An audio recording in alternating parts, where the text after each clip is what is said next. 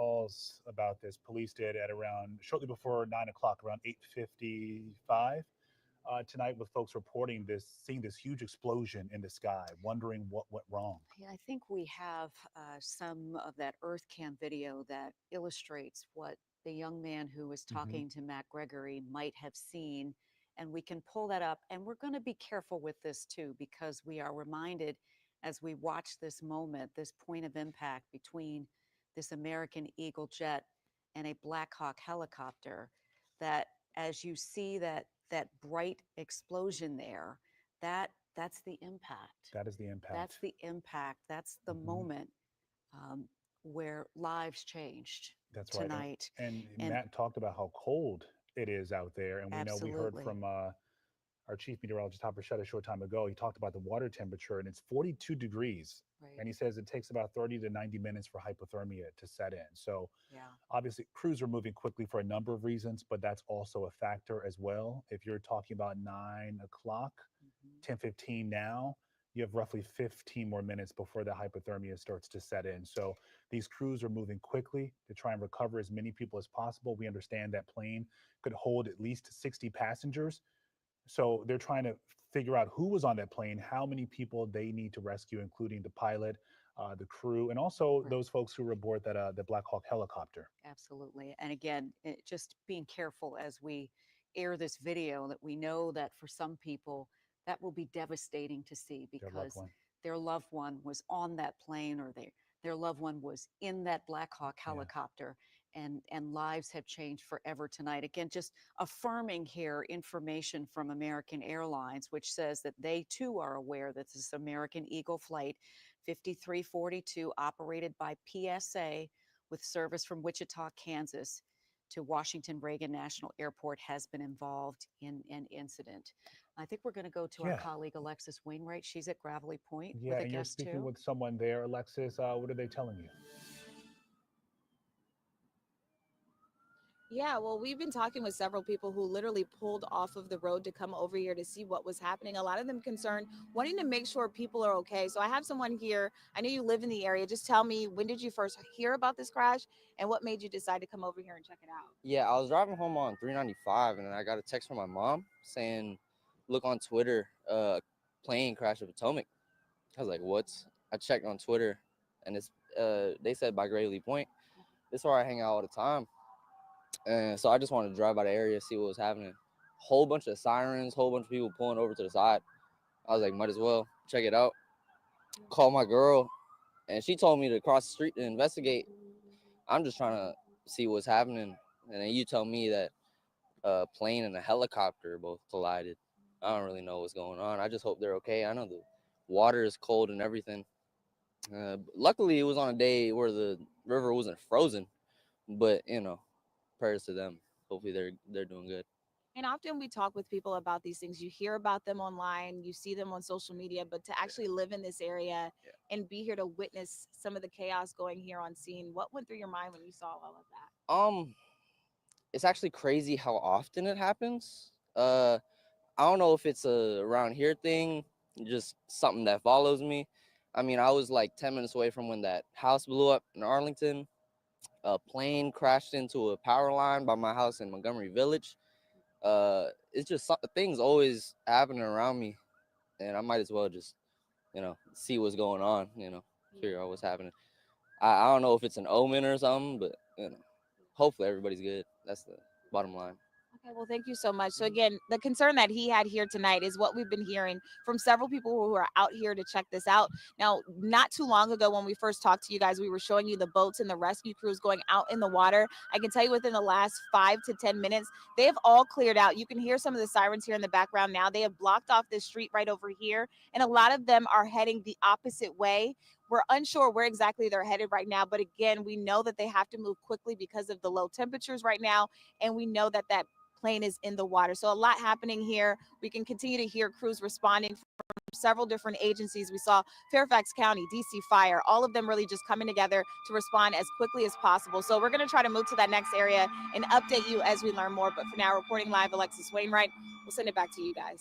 Alexis, thank you. All those lights and sirens sounding the effort, the emergency, huge response to try and get to whoever Yeah. may be on either that plane or in that helicopter that collided as the American Eagle flight headed into National sadly did not reach its destination. Yeah, the urgency here. You can see here, here's a live look down from Sky 9, looking down there at the Potomac. Closer to your screen is where you have, presumably here, if we're making it out correctly, Joint Base Anacostia Bowling. And then on the left-hand side of your screen, that's part of the runway at Reagan National Airport. And you can see here where a lot of those fire boats are centered. Mhm. You know, we're assuming based on what we're looking at here, this is where they believe that plane went down into the Potomac. Mhm. This is these where their efforts are centralized at the moment. Yeah, the plane, and this may not make a lot of sense to the layperson at home because you know you come down on the runway, but you Right. may not know which runway. Yeah. But we understand this plane was attempting to come down runway 33. We haven't seen we have not seen any pieces of this aircraft that we can make out from the water right now.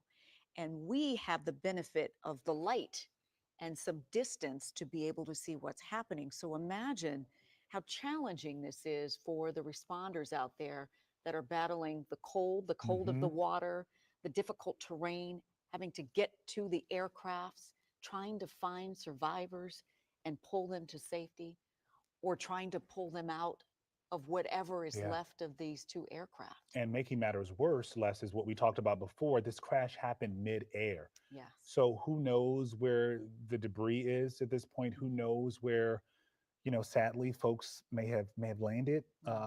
So they're not only in the water at this point, but you heard some of those rescue crews behind Alexis. Yeah. They're searching this entire area to figure out to try and put this all together. A huge debris field, right? If the plane was in one area, right, and everybody could sort of run to that area and get in and sort of circle that area, it Yeah. certainly would make it a lot easier. But when you've got a debris field that expands over across parts of the Potomac River and you don't Mhm. even know where it is yet, Right. you can see how this is this is a huge effort underway right And trying to now. get as many people into the water as possible. You're talking about this massive response. We know these agencies in our region, they prepare for these types of moments all the time to work together. DC Fire and EMS, US Park Police, trying to coordinate this effort to figure out who's going to go where. You can see they've all responded. They started getting calls shortly before 9 o'clock tonight. So we're approaching an hour and a half of this incident here that you're talking here, and the quick response and quickness to try and rescue as many people as possible. It is 10:22 right now, and if you are just joining us, we have been sharing the very tragic news about two planes that collided, two aircraft that collided. What we know is that an American Eagle flight coming from Wichita, Kansas, was headed to Reagan National Airport, but did not make it there. It collided midair with a Black Hawk helicopter. We have seen video of that explosive moment. And now this is the aftermath, where scores of first responders are scouring the cold, damp, deep waters of the Potomac River at this hour, trying to find the loved ones of people who were on those two aircraft. Imagine the people who may have landed at Reagan and had loved ones waiting Hmm. for them at Reagan National Airport, who are now just racked with agony, waiting to find out something about the people they love. Yeah, and at this point, you're just talking about the search and rescue effort underway. A lot of folks are still asking as well how something like this could have happened. Again, you have Reagan National Airport there to the west. You have Joint Base Anacostia Bowling to the east. Both have aircraft going out at all hours of the day.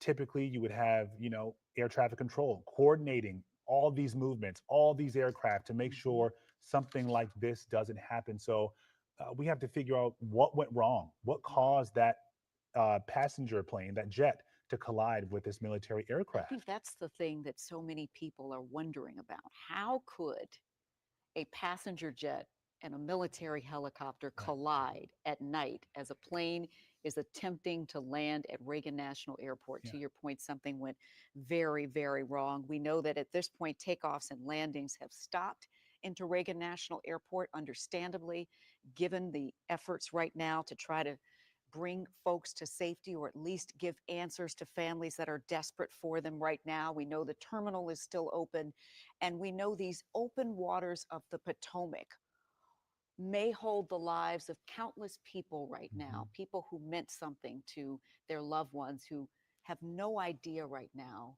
about their health and safety. Yeah, and we talked about this plane coming in for landing from Wichita, Kansas. This is the point of the flight where, based on the images we saw, close to landing, Mhm. this is when you're sitting back, Yeah, waiting to land. You're Mhm. you're landing for business, landing to see some of your loved ones, perhaps to reunite, and then it collides there midair with a helicopter. We should point out again a number of crews out there trying to rescue as many people as possible, not just there in the waters, but you also have helicopters in the skies. For those of you watching us, you might hear them. It is going to be loud. There are Mm. plenty in the skies using that thermal imaging radar, presumably as well, to figure out where people are. I know because of how this area is proximate to Mhm. Joint Base Anacostia Bowling, some people watching right now may be wondering, well, what was occurring here? What was Mhm. happening with this helicopter? We're waiting for answers. We Yeah. don't actually have much information about what that Black Hawk helicopter was doing, what the mission was, Mhm. what put those two aircraft so close together at the same time with a tragic collision. And you talk about timing too. That's what you think about.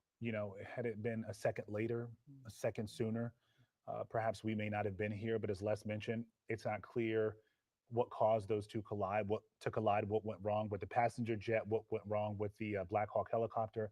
That is unknown. But what we do know is midair, the two collided, went right down there into the Potomac River near Reagan National Airport and Joint Base Anacostia Bowling, and search and rescue efforts are underway right now to find as many people who may have been involved in this as possible. Again, we know that that passenger jet could hold at least 60 people, not including the flight attendant and the crew, but those passengers. Hopefully, it was not a full flight.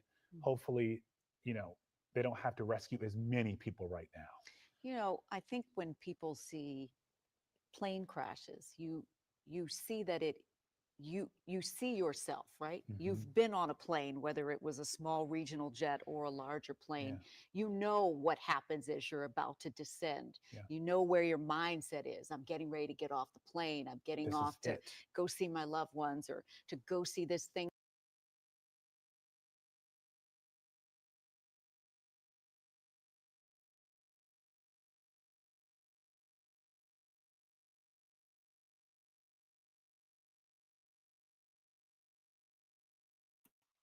Sorry, my phone went mute.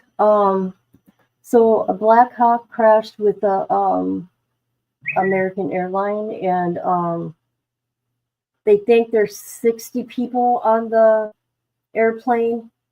I don't know. They don't know yet 100%, but they crashed and they're looking for bodies to see if they can find someone alive. Horrible.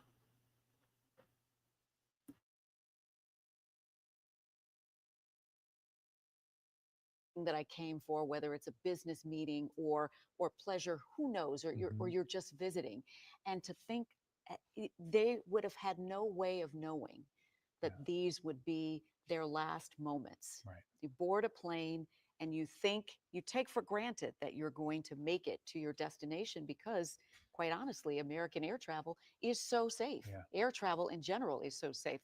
And so I guess that's why we really have to find out what went wrong and what happened here. Yeah. But again, if you're just joining us tonight, we're looking at a massive search and rescue operation underway in the Potomac River near Reagan National Airport after a passenger jet and a helicopter there, a military helicopter, collided shortly before at 9 o'clock tonight, midair. Um, Again, as Topper mentioned, the water there, that's another factor. Not only is it dark, it's tough to make out what's happening there in the water here on your screen. So imagine what those crews are dealing with on the water right now. It is also freezing out. So they're trying to get those folks out of the water.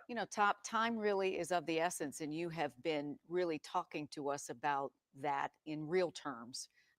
Talking about the wind, talking about the water, talking about the temperatures, and just how challenging this is for rescuers, and quite frankly, for any person that may be able to survive in these conditions. minutes is tops. I Mm. mean, that seems to be tops. It can be as quick as 30 minutes to get hypothermia with temperatures low 40s. I mean, your core body temperature falls very quickly.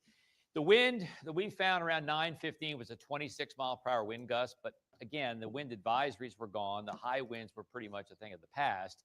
So we're not so sure. We're not saying wind caused it. But let's take a look at the airport. Okay, so here we go. There's the airport. All right there. And not too far away, this is Joint Base right there. So this is, not that far away at all. And if they're doing exercises, it's, again, not a very far way to fly. But the thing is, we had pretty strong winds out of the west, northwest. So they're going to use this runway 3315.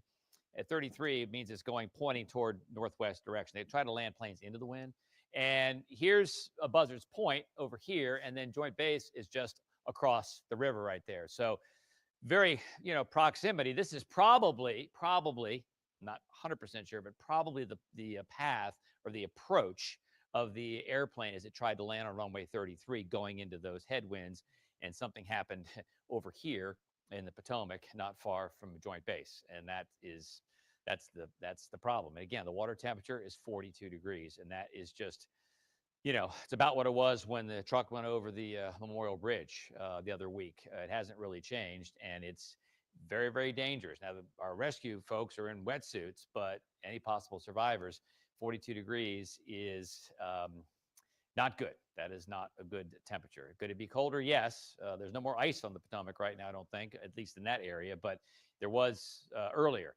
So, again, Joint Base is just not far away from this at all. I mean, there clearly are the runways at National, and right there is Joint Base Camp Springs, right there. It's this huge area. So it's not particularly far, but if a plane were coming in and then circling around and then landing into the wind, that would be runway 1533.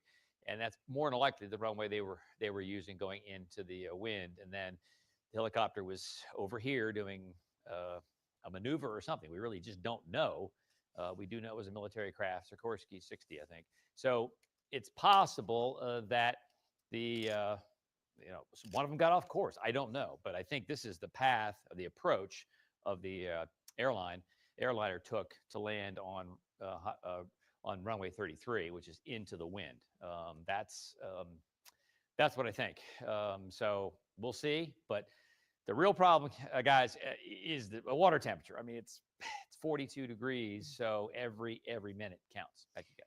Every minute counts. We can tell you that President Trump has been briefed on this incident and is very much aware and watching as all of this is evolving tonight on our screen. Again, this happened just before 9 o'clock tonight. That American Eagle flight destined to land at Reagan National tragically did not. There was a midair collision with a Black Hawk helicopter. We are not sure why. We are hearing that this was a 60-passenger small jet. Mhm. We do not know how many people were on there, but most certainly we know tragically there have been some people who lost their lives tonight. Which is tough to take in at this moment. But a lot of folks are helping out with this effort in our region. We just learned a short time ago from WMATA's general manager, Randy Clark. He says that they are sending warming buses to Dulles right now. That's where some of those flights are being diverted as well tonight. So you're going to see a huge presence there.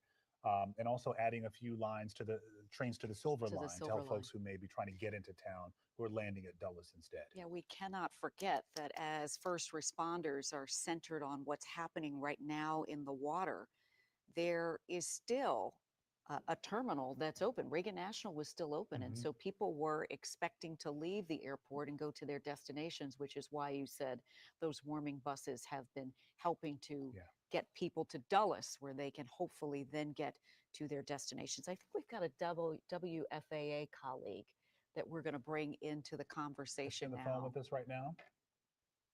Yeah, Lorenzo and Leslie, can you hear us? Hey, there you are. We good can to hear hear from ya. you. Sorry that this is what we have to talk about right now, but we're primarily focusing on American Airlines. We know they are based in Dallas, which is where you are, and how they respond to these sorts of situations. What sort of insight can you give us?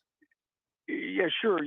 American, like all major airlines, has go teams ready to go, emergency response teams that will be responding to this crash scene. I would bet departing tonight, if they're not already probably in the air. These are, members of different work groups, flight attendants, pilots, corporate folks, things like that. And the crash team is mainly going to be immediately. What's of paramount importance now are the passengers who are on there. They'll be going through the manifest, contacting the relatives of the American Airlines employees, relatives of those who were on the actual aircraft involved in this tragedy. From what we're hearing now, 60 people were on board this aircraft, 4 crew members. There'll be 2 pilots and 2 flight attendants, one usually up front in the aircraft, the other flight attendant in the back of the aircraft. A CRJ 700 is the aircraft that we're told this is, and the CRJ is Canadian Regional Jet. It's a very common smaller type aircraft that flies, and Reagan is one of American's main hubs ever since the U.S. Airways American Airlines merger a decade ago or so. Americans really concentrated a lot on Reagan. So in addition to American, the NTSB, obviously, as you've been mentioning, FAA, CRJ from Canada, they'll be there along with the federal government trying to figure out what happened. And as the first responders are in the Potomac trying to find survivors here, if there are any, let's hope there are.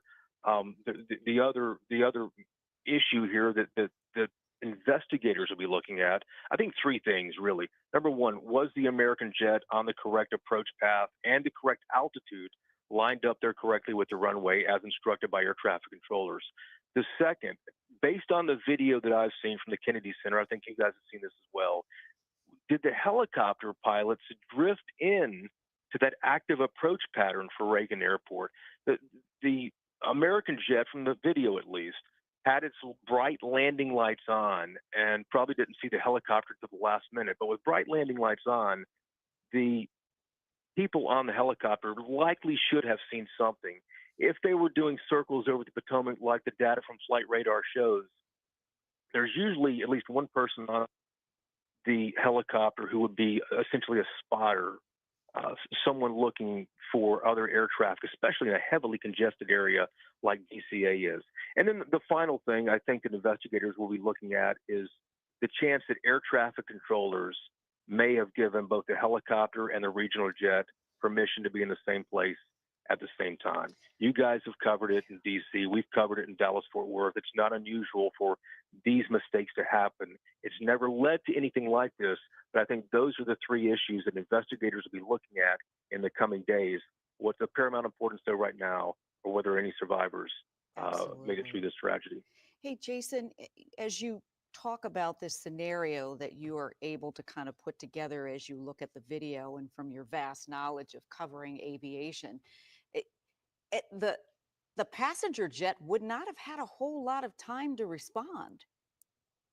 Yeah, that's a good point, Leslie. And approach and departure are the 2 most dangerous times because you're at a high speed and you're so close to the ground.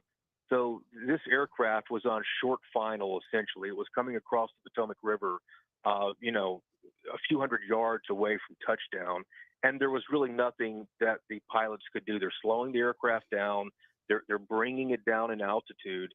And there's, if you veer right or left, you don't know if there's other aircraft on either side of you. It's dark outside. The ground is maybe 100, 200 feet below you. There's not a lot of room at all for error here. And Jason, I take it this will also impact air travel, obviously, for the rest of the night across the country, perhaps, and maybe even into tomorrow?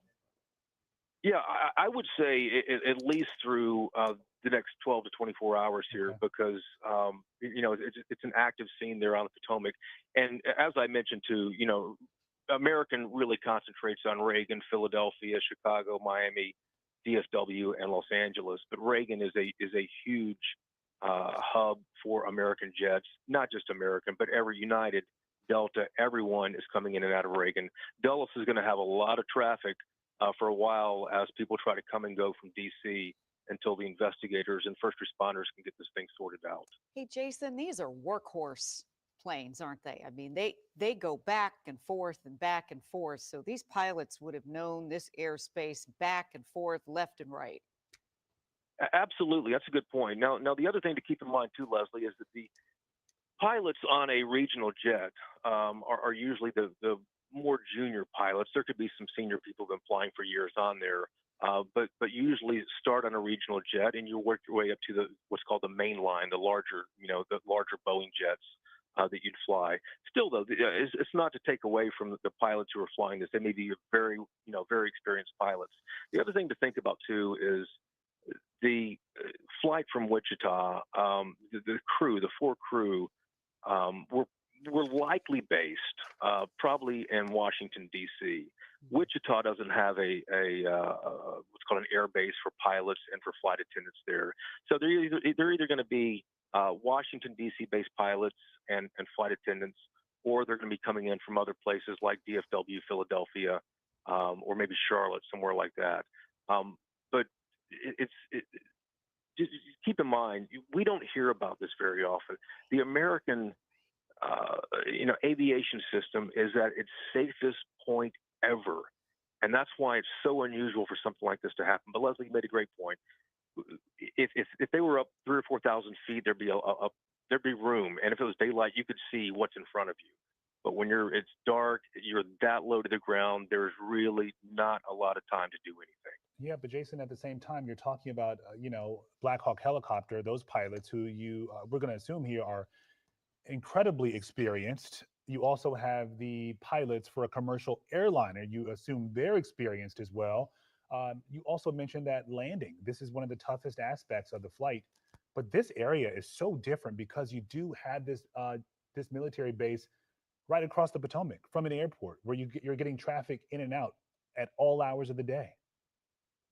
Yeah, and that's what's surprising. As you mentioned there, Lorenzo, the experience for the military pilots there. If it was, I've heard U.S. Park Police, I've heard military. You guys probably have better information on that. But regardless, the government pilots were likely very experienced pilots. And from the data that I've been looking at from Flight Radar shows that helicopter doing circles over the Potomac. I don't know if they were looking for something, if they were training, or exactly what was going on. But when you're doing that and you're doing a circle, you're usually looking down inside the circle for something or whatever your training mission may be.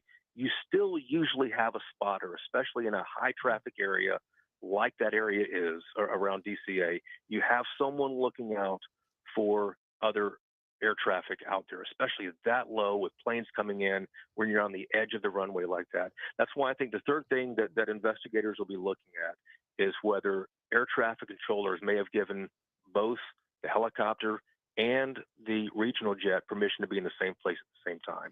They may look at that and rule that out almost immediately, but I promise you that's one of the things that they will be examining. Yeah, that's what I was going to ask you, Jason. We're obviously looking at the search and rescue operation underway right now. This has been going on for nearly 2 hours. So how soon should they have some idea of what may have gone wrong?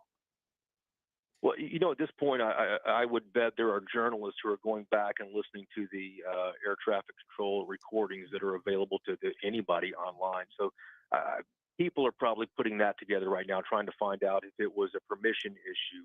But if it wasn't a permission issue, then you go back to asking whether the American jet was on the correct approach to that runway, the correct approach path, and the correct altitude. Was it too high? Was it too low? Was it where it was supposed to be?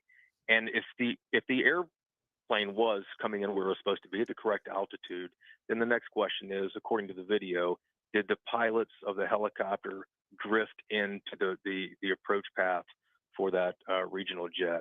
And it's too early to know whether it's any one of those three things, but one of those three things is likely going to be the cause for this. Jason, as I'm listening to you talk tactically about all of the particulars here, who saw what, who showed what was happening leading up to this, it hits me that there are a plane full of people who actually didn't see this coming. They probably had no idea how they were in grave danger. They knew they were about to land, and then it all blew up.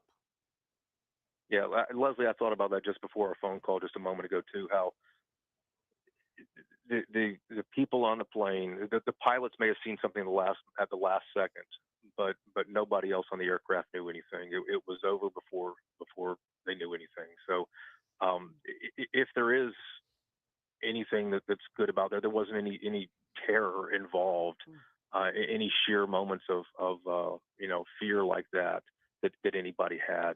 But still, it's anytime you fly in and out of Reagan, you're banking hard to the right or the left to avoid that restricted airspace. So that's what strikes me, Lorenzo, is what you said too. Experienced pilots with a commercial, company, American Airlines, experienced pilots with the U.S. government. Was it complacency? What led to this? Because this is something that just does not happen when you consider how safe our aviation system is right now. It's a reminder of the fragility of life in so many ways, Yeah. that you Sure. get on board a plane and you put your life in the Mhm. pilot's hands, and you just assume that you will make it to your destination. No one ever thinks that what we're talking about tonight is even possible. Yeah. And Jason, as we're talking with you, I'm looking here, and I can see at this point that the hospital that might have received some survivors to even give some treatment to, they have not gotten anyone from this plane crash, not a Yeah. soul. That's heartbreaking to hear. When I first thought of this, even though the circumstances were different, I immediately went back to the 1980s to the Air Florida crash, which was winter weather, and it was different. But as your reporter mentioned a moment ago too, the temperature of the water, the violent collision of midair collision there, and the speeds involved. It would be probably tough to survive this. But let's hope that the hospitals see someone here soon. It's such a tragedy. Yeah, and we know that it was a full flight. Really quickly, Jason, before we let you go, do we know why this plane would have been off of its usual path? What factors may have played a role there? Yeah, we don't know that yet. And if a plane is off of its path, you guys know this in DC, the FAA gets involved immediately. Sometimes the military may get involved as well. So, as you mentioned, Lorenzo, a moment ago, these pilots flying into DCA know what's involved with the approaches here. So, if they were 100 feet too high, the aircraft is going to let them know. The runway landing lights will let the pilots know that, and the air traffic controllers would alert that as well too. So there are a number of things. The pilots may be landing the plane manually. Jason, did we lose you? It sounds like we lost him, but we thank you, Jason. He's out of WFAA, our partner station there in Dallas, Texas, which is where American Airlines is based. The center of this incident today, American Airlines Flight 5342. We thank him for his great expertise Mhm. there. Jason, did we get you back? Can you hear me? Yes, at all? we can hear you now. We didn't lose you. We're- Okay, you were in the middle of a thought. Yeah, we're having severe weather here, so I apologize. It may have been lightning here that have caused that. But when the pilots are on approach, they may be landing it manually with the yoke, with the stick of the aircraft, but they're still following the flight path and the flight trajectory that the onboard computer that they put into the onboard computer for landing at a specific runway. So there's again, it's too early to speculate about what might have happened, but one of those three things is likely. And Lorenzo, you made a great point about the experience involved here, the uniqueness of this airport. It's not Dulles, it's not farther out. This is a highly special airport. The trained people are flying into, and that's why so many questions are surrounding this. But at the end of the day, it's likely going to be a controller issue. It's likely going to be the helicopter pilots either drifting into the approach path, or the American jet may have been off the correct approach path or not on the correct altitude. Yeah, we're showing folks at home. You're looking at FlightAware. That is the path of this flight, American Airlines 5342. And I can't help but keep thinking about what Jason mentioned a little earlier, the folks with American Airlines who have to respond to these sorts of disasters and identifying the folks who may have been on this plane and also trying to get in touch with their Going through loved that ones as well. passenger Yes, manifest, yes. all of those things that we just, These people. that's right. We Yeah. take all of this for granted. Jason, we thank you for your time tonight and for your expertise and for your humanity as we are talking about the impact on so many lives here, just the clarity that you were able to Mhm. provide and reminding us in a lot of ways that this flight crew was likely based here in DC. Yeah. They were heading home. Yeah. Yeah. They were heading home. Th- Jason, you all. Thank you guys and good luck. All right, my friend. Take good care there, and you be safe in that severe weather that you all are enduring. Yeah, let us know if you hear anything else All right. new. Thank you. Okay, we want to go to our Simone Dialba now, who's in the newsroom with some new information. Simone, what can you tell us? Yeah, guys, we've been working our sources. The newsroom is making phone calls, and we have some new information to bring you right now. We know that 6 passengers were on board the plane, along with 4 crew members. We also know that the U.S. Army has confirmed that the helicopter was one of theirs. Also, a number of leaders have been tweeting. I wanted to read you a few of them. We have D.C. Mayor Muriel Bowser tweeting, quote, "Our prayers are with everyone involved. We'll continue to keep the public updated as more info becomes available." We do know the White House press secretary has said that President Donald Trump is aware of the situation. He has been briefed. The FAA, of course, if you guys have been talking about, has grounded all planes at Reagan National. It does still remain closed at this hour. And well, we're starting to hear from witnesses, especially on Twitter. There was one person who was talking about they watched a stream of sparks coming off the plane as it banked right, and they watched all of this from the George Washington Parkway. So again, the main takeaway per the official flight manifest for the American Airlines flight, 6 passengers, 4 crew members on that flight. I think, at this moment, Simone, I think a lot of us were trying to remain optimistic. You know, we knew that this passenger jet could hold a lot of folks, 60 people, and we were hoping that this is just one of those flights that may not have been fully booked. But we're hearing from you and getting this confirmation that 60 passengers were on board, along with the crew, 2 pilots and 2 flight attendants. And right now, work is underway to locate those folks in the Potomac River. Our sources in here and trying to gather your information, find out what happened. So I'll touch back with you in just a little bit. Simone, do us a favor too. We're Yes. having a little bit of trouble hearing you. So as you're troubleshooting in there and getting some information, we'll come back to you in just a little bit. Thank you so much for that update. We can tell you right now that all flights at Reagan National have been stopped. So Yeah. nothing coming in, nothing going out.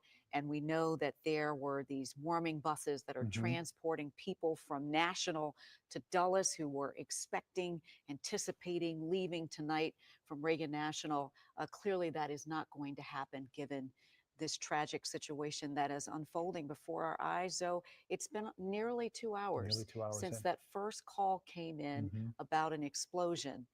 And we learned about the tragedy here as this flight was attempting to land at Reagan National Airport coming from Wichita, Kansas. Let's go to our colleague, Matt Gregory.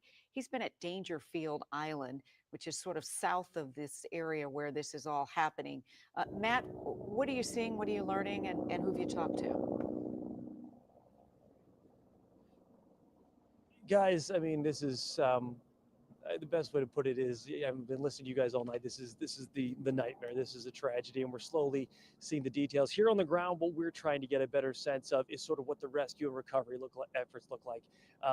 Before we get to show you this, like you've been pointing out, it is cold. I'm freezing right now, and I'm not in the water. The water, like Topper says, about 40 degrees. So this is just obviously something that's making the rescue and recovery efforts that would already be difficult significantly more serious in this situation. But let's give you an idea of what this is over here. So it's off in the distance, and I apologize for that, but we want to show you to give your bearings of what Leslie and Lorenzo were talking about.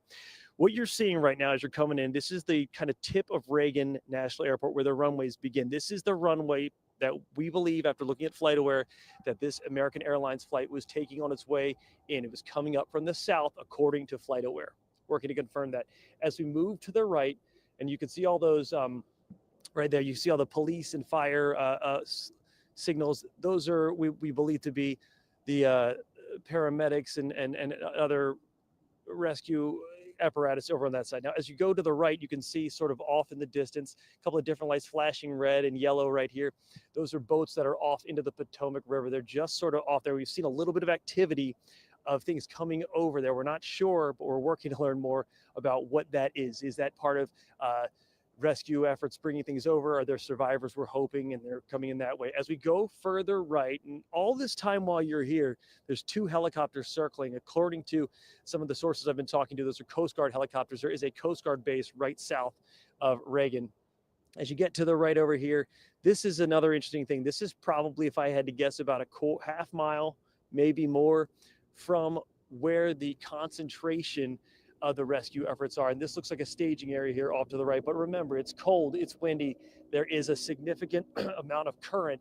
So these helicopters are circling and trying to make sure, from what we can see, what is drifting, where it's drifting, and how far they have to go. But again, off to the right over there, what you're looking at, that is what we believe is like the staging area for many of the rescue crews. You can see the flashing lights over in that general direction. As we've been here, we were the first ones here on the scene, right at the Washington Sailing Club Marina. More and more folks have been showing up, more to see, to witness what's going on. Obviously, other international news crews and news crews are here. But this is kind of the point where everyone is to see just sort of the magnitude of this catastrophe right here. And you can see there's police boats and cars going up and down on the runways here. Now, in terms of talking to people, earlier today, while we were doing our first report, earlier this evening, I should say, a young man came up to us and he said, I saw it. And we want to be able to show you kind of his sound. He's left since now. He's really trying to, you could tell when you looked at him, he's a little bit shell-shocked in this whole incident. And he really wanted to express sort of how in awe he was of what happened. But, you know, in the moments, this is what he told us. If we can play that sound about what Jimmy Maisel saw earlier tonight. Take a listen. So tonight, I was just with my girlfriend at the park, at Gravelly Point Park, right next to Reagan National Airport, and we were eating dinner, you know, just as normal, taking in the nice views, and we noticed the planes started having regular patterns, and they all kind of dispersed from their regular landing patterns, and then we looked up in the sky before that, and we saw these white flare. What do you think when you saw these white flares? We didn't think much of it. We thought they were like shooting stars. I don't know. I couldn't really explain it, but we didn't really think much of it until we saw the fire trucks start going out to the tarmac and the police cars and the police boats. It was insane. It was really insane. What can you, I mean, for people who didn't see it, what did you feel as you're watching all this happen? I felt very curious. I wondered what the giant response was for. I was just like waiting for the answer. So I was very like on edge, you know, trying to find out. And now have you kind of heard a little more about, we're kind of getting details coming out. What is it, to your understanding, that you've heard is what's going on? From my understanding, it's that a American Airlines flight came into contact or had a crash with a military helicopter right before landing. So Who was telling you that? Was there any? I think it was released by the FAA. Oh, my question is, you know, you were at Gravelly Point. Like, I mean, this has just changed the whole night. What do you think about all this as you're kind of standing here looking at all the response going on? I'm really just in awe. Of course, it's terrible what happened tonight, but I think that it's crazy that we got to experience what happened tonight. But I'm, you know, praying for all the people that were involved in this. So.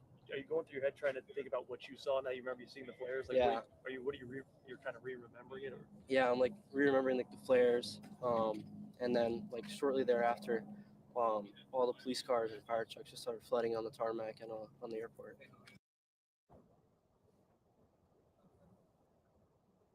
Yeah. So as we're over here, and while you were hearing Jimmy's sound, I noticed something happening over here at Reagan Airport. There's a line of emergency crews and cars that are starting to head down the runway. Now, remember, we're south of Reagan. You know, your terminal is to your left, but what you're seeing is a long line, if you can see it right there, of what look like large emergency vehicles headed that way in a straight line towards the edge of the runway here on the south portion tip of Reagan. No doubt we've actually seen sort of where the crash happened, which is off to the right of what you're seeing. That's sort of drawn down. At least we're seeing fewer and fewer vehicle or boats out in the water over there, and more emergency crews heading to the south end of the Reagan runway. Now, we're working to learn more about that. Obviously, we have Simone back at the station working to work the sources to find out what this significant response means. Are they bringing in survivors? Are they bringing in things? What is that? We're going to keep working around here, talking to folks, trying to get a general sense of, their understanding of what's going on here. But like I said, this is, it's a cold night. This is the worst nightmare. This is a tragedy of epic proportions. It already looks like, and we're just doing our best to figure out exactly how to make sense of what happened tonight on the Potomac. Back to you guys.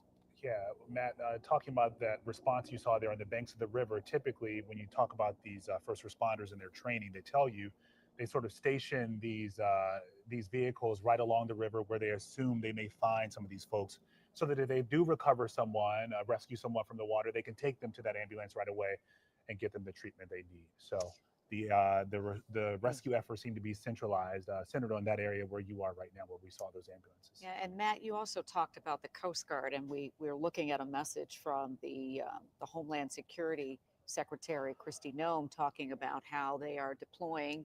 And when I say they, we, the United States, is deploying every available U.S. Coast Guard resource for these efforts here, and they are monitoring and stand ready to support the local first responders. This is a huge, not just tragedy for the city, but really a tragedy for the nation.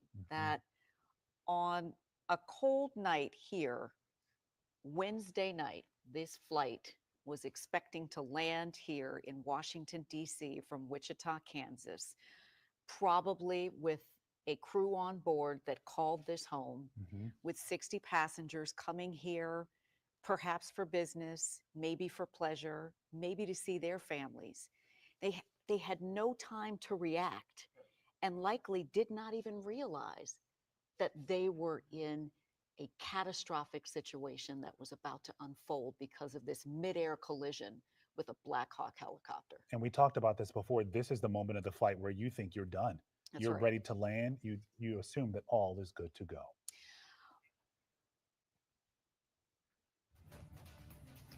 Right now on the news at 11, we are following some major breaking news near Reagan National Airport. You have been with us for hours. We've been sharing this with you. A massive rescue operation is underway after a passenger jet crashed into the Potomac River, and you are looking live at the efforts to try to find anybody, to save someone out there. That plane went down after colliding midair with the Army Black Hawk helicopter. Yeah, you can see the collision right here. We know this is tough to watch on this video from EarthCam we got a short time ago. We're learning new details by the minute, but here is what we know as of 11 o'clock on a Wednesday night. This plane was coming from Wichita, Kansas, and operated by American Airlines. The collision happened as the plane was trying to land at Reagan National Airport. We're told 60 passengers and 4 crew were on board when that plane went down. So right now, police have not confirmed any fatalities. We should point that out. And all flights in and out of Reagan National Airport have been halted.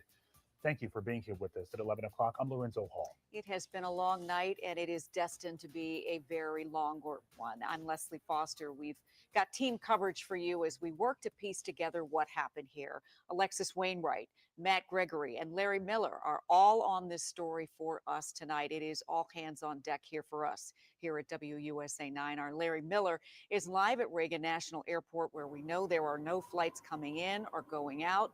And there were quite an effort to get the people who were stuck there out of there and off on their way to Dulles Airport.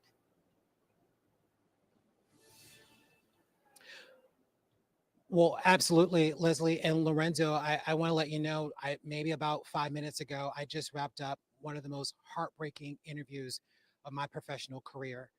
A gentleman, along with another family member, was waiting to get information on his wife, that was on that American Airlines flight coming from Wichita, Kansas into Reagan National.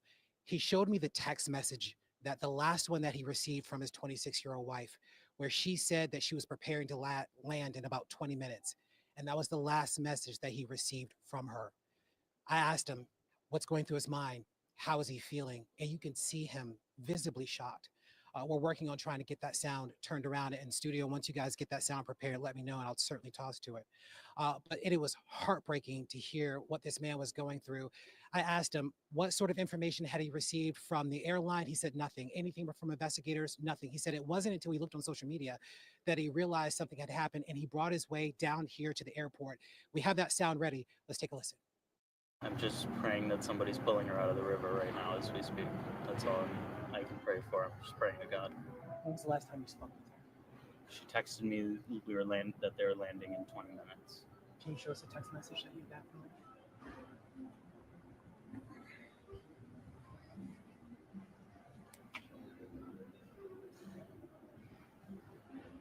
Landing in 20 minutes. The rest of my text did not get delivered. That's when I realized something might be up.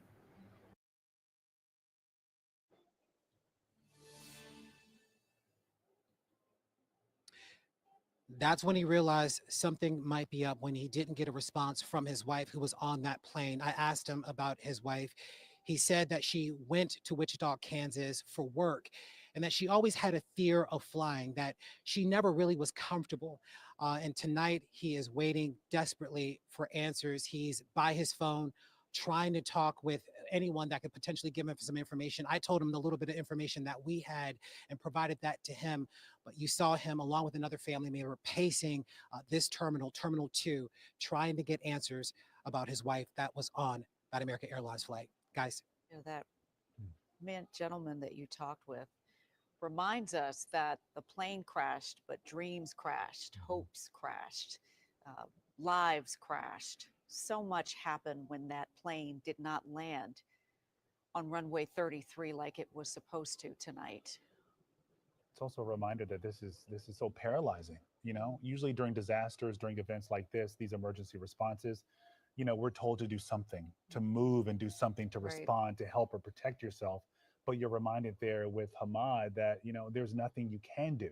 You know, those search and rescue crews are out in the water right now, hopefully there to rescue Hamad's wife, along with the other passengers who were on that plane at the time. But like a lot of folks, they just have to sit and wait. Yeah.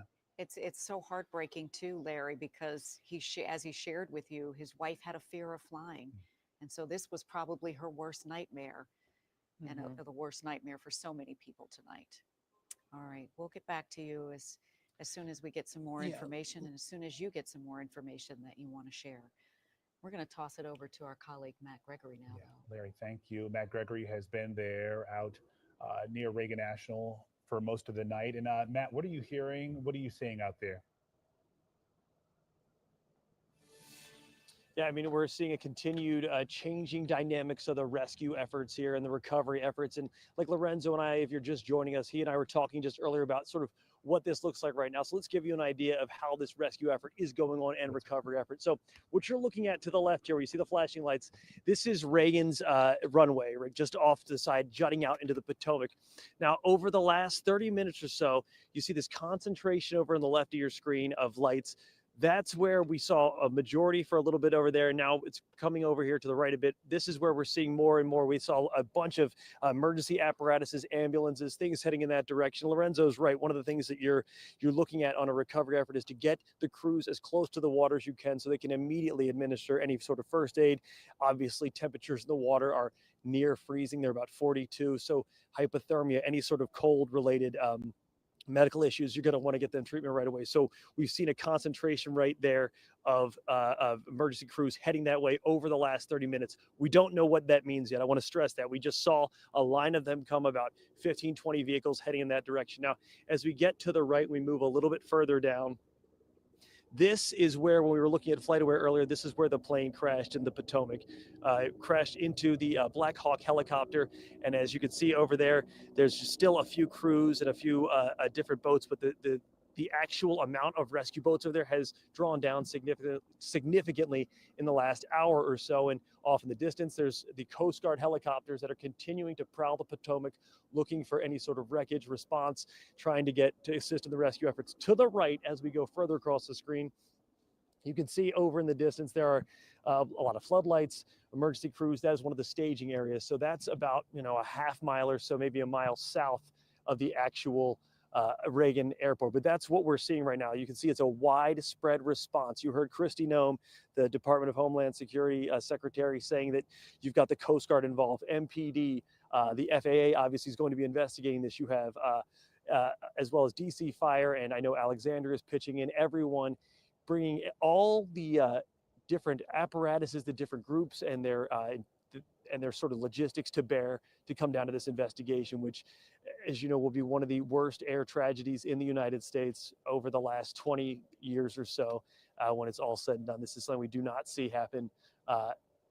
It's very rare to see something like this happen. But again, like we're talking about over here, you have your you have off in the distance here, you have, that's one of the staging areas significantly south. This is a wide stretch of the Potomac, and with the cold temperatures, with the actual with the tide coming in and sort of like the current, it makes anything, you know, that much more difficult when it comes to a rescue effort. But earlier tonight when we were here, we spoke with a young man who was at Gravelly Point, who says he was with his girlfriend when he believes he saw the crash, and you take a listen to what he had to say.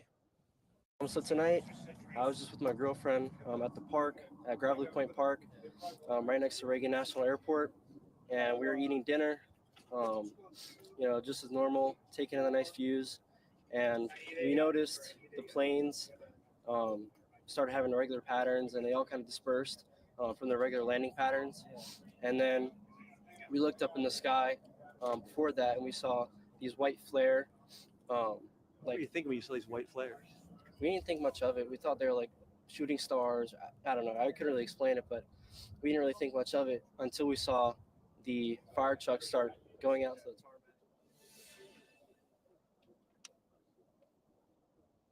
So that, I mean, that's what we're seeing, right? It's something where everyone's trying to come to grips with what they saw, and in the meantime, we have a massive rescue response, a mass casualty response, as it were, across the Potomac, all the way up from Reagan National down to almost the Woodrow Wilson Bridge. So we're kind of keeping an eye on this as it's developing. But like I said, it's been changing over the last hour to an hour and a half in terms of where the boats are headed to, where the ambulance and emergency vehicles are going to. And we're trying to get a better idea, hopefully soon, of what, if any, survivors they're able to find from this. And when we do, we'll bring it to you. And of course, we're going to be on the scene, continue to document this as it goes. Guys, back to you in the studio. Many people are desperate for some hope tonight, desperate for some answers. We are hearing more about how, what happened. We just don't know the how. We're learning that Black Hawk helicopter was based out of Fort Belvoir, Virginia. And we're also hearing from the president again That's tonight. right. We just got a statement a short time ago from President Trump saying, I have been fully briefed on the terrible accident which just took place at Reagan National Airport. May God bless their souls. Thank you for the incredible work being done by our first responders. I am monitoring the situation and will provide more details as they arrive. Again, that statement tonight from President Trump. Yeah, we've been talking about just the vast, huge response to this catastrophe on the water. And our colleague Leslie Moreno is at the DC Police helicopter pier on South Capitol. Leslie, what are you hearing? What are you hearing about what's happening there? Hey guys, yeah, we are about 3.5 miles north from that crash site. We are currently on South Capitol, that very busy roundabout here. I'm not sure if you can see here behind me, but this is the MPD, as you mentioned, aviation and boat support headquarters. You can see here we have crews both on the ground, and I don't know if you can hear, but in the air as well. This is where we believe this is the location where those victims will be brought in. No word yet on whether any have been brought here, but you can see crews have a large area here, a large portion blocked off. Again, it's unclear how many victims, how many people were on board that flight. We were, I can tell you, we were listening to scanners on our way here. We know there are boats, divers, major rescue efforts currently underway. We also know the U.S. Coast Guard was deployed, so multiple agencies on the ground and in the air conducting those rescue efforts. I can tell you there are several crews here on the ground blocking off the area. We also are seeing that there's a lot of people who are hearing about this on social media. They're watching this all unfold from their apartments. One couple, I just spoke to them. They said they saw it on social media. They were nearby. They lived nearby. They came out here to see what was going on, to see if there was any more information on this. So we're actually going to try and head over across the street here. There's a lot of road blockage right now, but we're going to try and head over to see if we can talk to any of the crews. We see some police officers there to see if they can give us any more information or any indication on if any of the victims will be brought here, if any have been brought here. So we're going to toss it back to you, and we're going to keep talking to crews out here and people out here as well. And just a point of reference for folks, you're near the Frederick Douglass Memorial Bridge, and it's interesting to see where all of these emergency responders are scattered throughout our region. You can see everyone is involved here, from DC Police, U.S. Park Police, Prince George's County Police, the U.S. Coast Guard. So everyone is involved in this search and rescue effort right now. It's also telling about how vast the debris field is. And Yeah. we've talked about this for hours now. We've not seen where these aircraft went down, right? It's obviously dark. The water is deep. It's dank. There's a huge effort to try to find it. But when those two aircraft collided, that debris didn't just go into one area. Right. So they really do need all of these first responders across these jurisdictions to fan out, Searching everywhere. to search Yeah. everything. Mhm. Yeah. All right, we want to get to our Simone D'Alba now. She's been in the newsroom all night monitoring updates there. Simone, any updates for us? Yeah, guys, I've been working my sources. The news desk is hard at work trying to bring us some answers. And I did want to tell you, we just got video into our newsroom of the collision from EarthCam. And I wanted to show that to you, knowing full well how sensitive this is and how many loved people are, so worried about their loved ones at this moment. We just heard from Larry at the airport. If you watch this closely, you see the planes one of them banks down, and you see the collision. It all unfolds very, very quickly. Again, this is courtesy of EarthCam. And we know earlier today, we've been seeing witnesses just speaking out, and they've been saying, look, they talked about a stream of sparks they saw after watching that plane bank right. And a lot of people saw this from the George Washington Parkway. People saw this as they were making their way home from work this evening. And again, we do have this video now just into our newsroom. I wanted to tell you that we are learning the U.S. Army Black Hawk helicopter had a crew of 3. We do know that Defense Secretary Pete Hegseth has said the Department of Defense is monitoring developments. He said they are poised to assist if needed. He did say prayers for all involved. Again, we are continuing to bring you this footage from Sky 9 as we can see active search and rescue operations underway.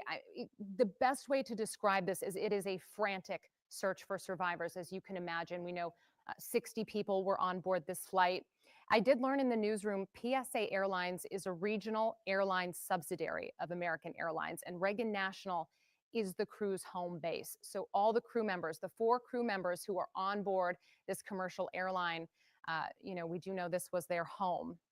We know dozens of firefighters are currently engaged in diving operations. So that's what you're looking for as they're out on the water right now, trying to see if there are any survivors. We did hear from Edward Kelly, the general president of the International Association of Firefighters. He was tweeting. He's saying, look, they are doing everything they can to bring survivors to safety.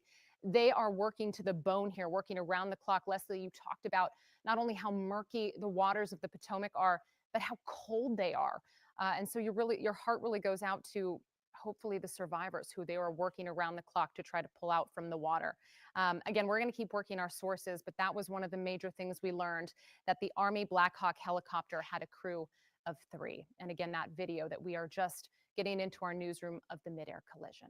Yeah, so right now we know it sounds like they're searching for at least 67 people. We know that 60 passengers were on board that plane. You have 4 crew members as well, 2 pilots and 2 flight attendants, and as Simone just mentioned, 3 folks on board that Black Hawk helicopter. So this has been going on since about 8:53 when the first calls came in about the explosion that you saw us just talking about. And we're careful as we show that video because we know about the fragility of life, and we realize that we have not seen any reports yet of any survivors. And that is not to say that there have not been any survivors, but we just don't have any reports of that. And so as we show you this video that we've been showing you for some time now, we're reminded that lives were altered, catastrophically in those moments that you just saw there. And so we're going to be careful when we show this video. Now, in contrast, we can show you this. Hopefully, this provides some comfort.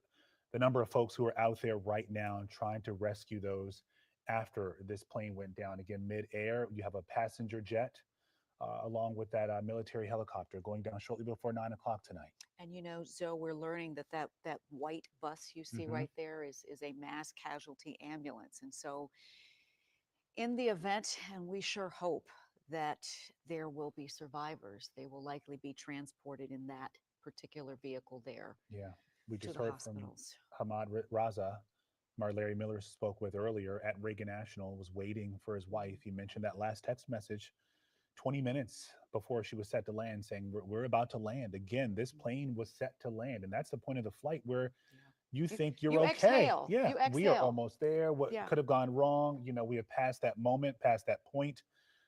You know, your bags are stowed, trays are up, seats upright, you're ready to land. And then something like this happens. Again, what happened is unclear. We just know that these two collided, that plane and the helicopter.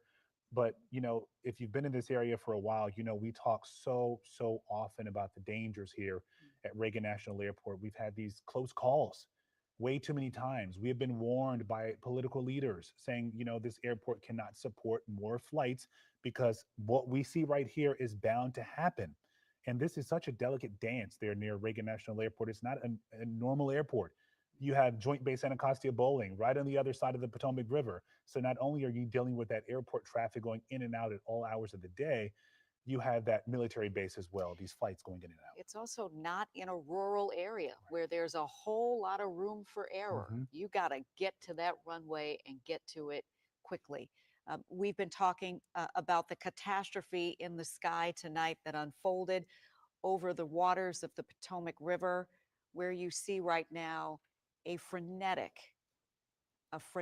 search right now for any survivor that may have been on that 60-passenger plane or any of the 3 that were on that Black Hawk helicopter that tragically collided midair just before that American Eagle flight was set to land at Reagan National Airport, runway 33, where people like Hamad Raza were waiting for their loved ones. And the thing that has to be so hard for Hamad and so many other loved ones is just the wait, the agony of the wait for answers, the not knowing, and those last moments that you remember texting with a loved one or talking with a loved one. Or surely there were other people who may have been waiting for loved ones to arrive tonight, and they got the worst possible news possible that this tragedy occurred. Yeah, and Hamad mentioned that he learned about this from social media. It wasn't a call. It wasn't, you know, a police officer, not someone from the airlines. He more than likely, he saw the images we showed you just moments ago of that huge blast. And, you know, you look at that and you're still hopeful. We've been saying all night, we're hoping that, you know, they can rescue as many people as possible. But that's not the only issue they're dealing with. You're talking about time right now. And we heard from our chief meteorologist, Hopper Shutton. He's talking about the water temperature. And Matt Gregory also mentioned how cold it is out there right now. You're talking about water that's 42 degrees.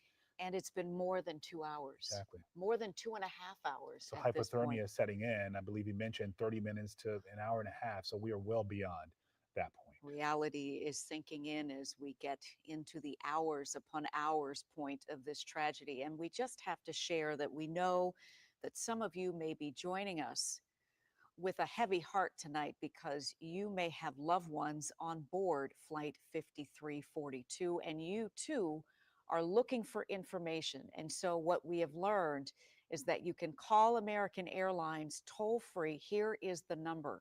It is 1-800-679-8215. One more time, if you happen to be someone who is worried or you have a loved one on this flight, the number to call to reach American Airlines toll free is 800-679-8215. And again, this was American Airlines Flight 5342. And we heard moments ago as well that a lot of these folks who were on the flight were our neighbors. Our neighbors. You know, so sure, family members are going to be impacted by this as well, but we don't know who may have been on that flight. Entire communities are impacted by what we see here. Some of our neighbors are going to wake up tomorrow with some pretty awful news about the people they love. Some of their colleagues that they worked with may not hear from their friends and colleagues again. And so we're reminded that while there were 60 passengers and crew on board that plane and 3 on board that Black Hawk, that we are a big, huge community here. And a lot of people are hurting right now as they wait for any information at all about the people they know and love. Yeah, and that flight, American Airlines Flight 5342, took off from Wichita, Kansas at 6:22 our time. It was supposed to be a straight flight, landing here in Washington shortly before 9 o'clock. You have the Black Hawk helicopter taking off from Fort Belvoir, Virginia. Presumably, it was set to land right there near Reagan National at Joint Base Anacostia Bowling, and these two, and this sort of fate collided. Again, we're not sure why, what went wrong, if there was something that happened on the plane, if something went wrong with the crew on the Black Hawk helicopter. But all of that will be figured out in the days to come. But in the meantime, the search is on to find at least 67 people there in the Potomac River. You know, when we talked with the aviation expert from the Dallas station, our sister station in Dallas, Jason Whiteley, he talked about how quickly this all happened and the amount of time that the pilots would have had to respond and even to let the people that they were flying know what was happening. And so an entire plane full of people may not have actually known how much danger they were just about to fly through in that moment where we saw it all combust. Right. And this is such as having a ripple effect right now. We mentioned flights in and out of Reagan have been stopped. That's not happening. The airport is essentially shut down at this point. So you think about folks who are set to fly. You see something like this. Hamad mentioned his wife being scared to fly. And if you are, and you hear about this, more than likely that's not going to happen. We know that some flights that were set to land at Reagan tonight have been diverted to Dulles. WMATA is helping there with a few warming buses for some of the folks who may be landing there or trying to make their way into the district. We know the extra trains are running on the Silver Line tonight as well to get some folks back into the city. We're still waiting to find out more about this Black Hawk helicopter, but as we show you the name of it and the kind of helicopter it is, we have a spokesperson for the maker that has released a statement saying, and we're quoting here, "We are aware of the incident and we send our condolences to those affected. We have offered our support to the investigation and our customer. Safety is our top priority." Safety is our top priority, they say. Yeah, so again, they are, while we look at this search and rescue operation on the Potomac River, you can see to the upper left-hand side of your screen, we have some light there on the Potomac. Again, we were saying how dark it is out there and how that is also complicating their efforts. You can see what— those are lights on those boats. Yeah, from the fireboat, yeah. yeah. So hopefully that is a good sign. You can see they're not too far away, what we believe is runway 33, where that plane was set to land shortly before 9 o'clock tonight. And closer to the graphics there at the bottom of your screen, we presume that is Joint Base Anacostia Bowling. Initially, they were trying to figure out where this debris may have landed. The bulk of it may have landed.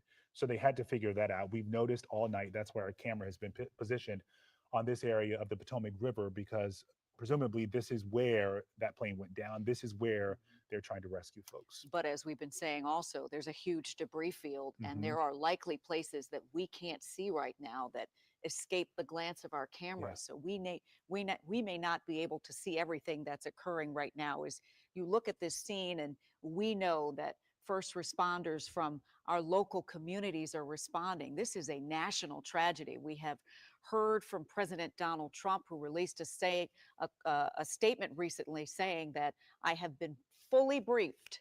I have been fully briefed on the terrible incident. If we can go back just a little bit for me, I want to look at that statement. Go back just a little bit for me. Thank you so much. I have been fully briefed on the terrible accident which just took place at Reagan National Airport.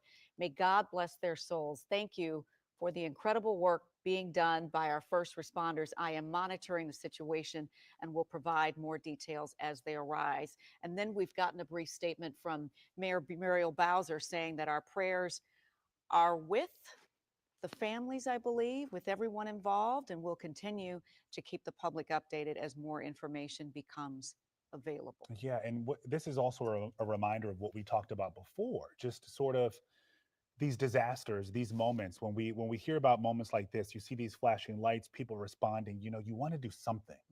Everyone thinks, what can I do? You have Hamad sitting there at the airport wondering where his wife is. What can I do to save her?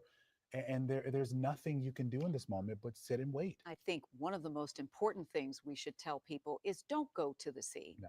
Don't go to this area. Don't go and try to be a gawker and get images of this with your own camera. Allow our first responders the space and the grace to do what they are trained to do. They have a huge task in front of them, a large rescue operation underway as they work against hope, as they work against the clock, as they work against the currents, as they work against the cold weather and that frigid water, to try to do the thing that we haven't seen anything of just yet, which is any evidence of survivors. Yeah. We are hopeful, Mhm. but we have not seen any evidence that anyone has been saved just yet. We had that live shot there from near the Frederick Douglass Memorial Bridge. If we can take that one, or Leslie Moreno was there a short time ago, and you can see right there, they are set up, waiting for anyone to be rescued and brought in from the Potomac River. Again, we're talking about at least 67 people, 60 passengers on board that plane from Wichita, Kansas, 2 pilots, 2 flight attendants, and 3 people on board that Black Hawk helicopter. But again, we have not seen any movement here at the site near the Frederick Douglass Memorial Bridge. We say that the plane originated in Wichita, Kansas, but we are reminded that many of the people on board this flight call this area home. So we are looking at an effort to save our neighbors, to save our community, to save our friends and loved ones. It's an all hands on deck operation, and we are all watching and hoping against hope that there will be some miracles that happen tonight coming from those frigid waters. Yeah, you think about that moment. I can't help but think about the 26-year-old Hamad's wife, who was there. There are, 66 others like her. These are humans, folks who were just on this flight. As we've said before, you may have been here on a business trip. You may have been returning home. You may have been visiting relatives. Who knows why?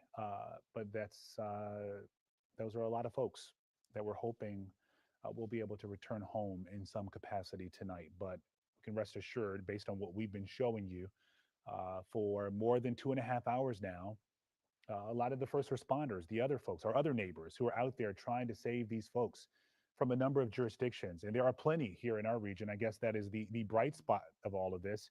You have so many resources. The U.S. Coast Guard we see out there, DC Fire and EMS, Alexandria Police are also assisting right now, Prince George's County Police. So you have a lot of folks trying to recover, trying to rescue as many people as possible. And also, as Les mentioned, we saw this huge explosion in the sky. So they're going to have to find that debris as well to piece together what went wrong here. What went wrong here? That's the question everyone has. But right now, the central focus is on getting to anyone who may have survived. Yeah, we're going to work to get your mic taken care of there, Les. But as you mentioned, the work is underway. This feverish effort to try and get this all taken care of. Not only were we looking at that huge explosion in the sky that so many of you have seen on social media after folks started getting calls, emergency responders at around 8:53 tonight, when that helicopter and that passenger jet out of Wichita, Kansas collided. But once it did, the other factor is what you're looking at right there. Yes, it is incredibly dark. That is making this effort much more complicated for these first responders to try and locate folks, but also the frigid waters. You've been outside today. You know how cold it is right now. We saw some of our crews out there as well, bundled up. But imagine what the folks who, you're in that water right now, and hypothermia starts to set in. Our chief, Todd Burchett, he told us these waters a moment ago, again, 42 degrees. So they're working against that clock to try and rescue those folks. This effort is underway to find those folks, but also to figure out what went wrong. That is going to be a conversation that we know is happening right now.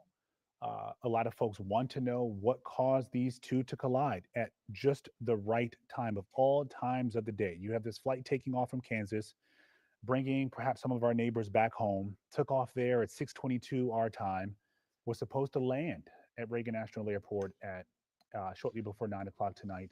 And coincidentally, you had this Black Hawk helicopter out of Fort Belvoir, Virginia. Uh, Joint Base Anacostia Bowling is right there next to the airport. It may have been trying to land there. It may have had another destination elsewhere in our region, but those two collided shortly before 9 o'clock, changing so many lives. Uh, Not just by those impacted, but just throughout our region. A lot of folks are just wondering what is going on here and what will be the end result. We've been telling you before, this issue we've talked about so often. We've been warned about the potential for this sort of issue. So it hurts even more to watch this play out because we've been covering these close calls at Reagan National Airport for years now. And after each one, we say, thank goodness this didn't end the way, it could have ended. Thankfully, the folks on that plane A, are okay. Thankfully, the folks on plane B are okay.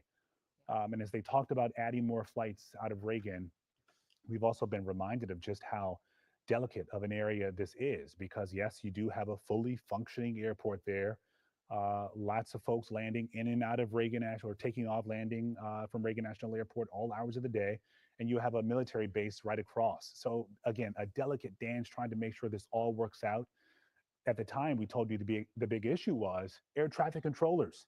There just weren't enough. So we are not sure if that was an issue here, but communication clearly went wrong somewhere because considering our airspace and here in the United States, this is supposed to be, flying is supposed to be safe.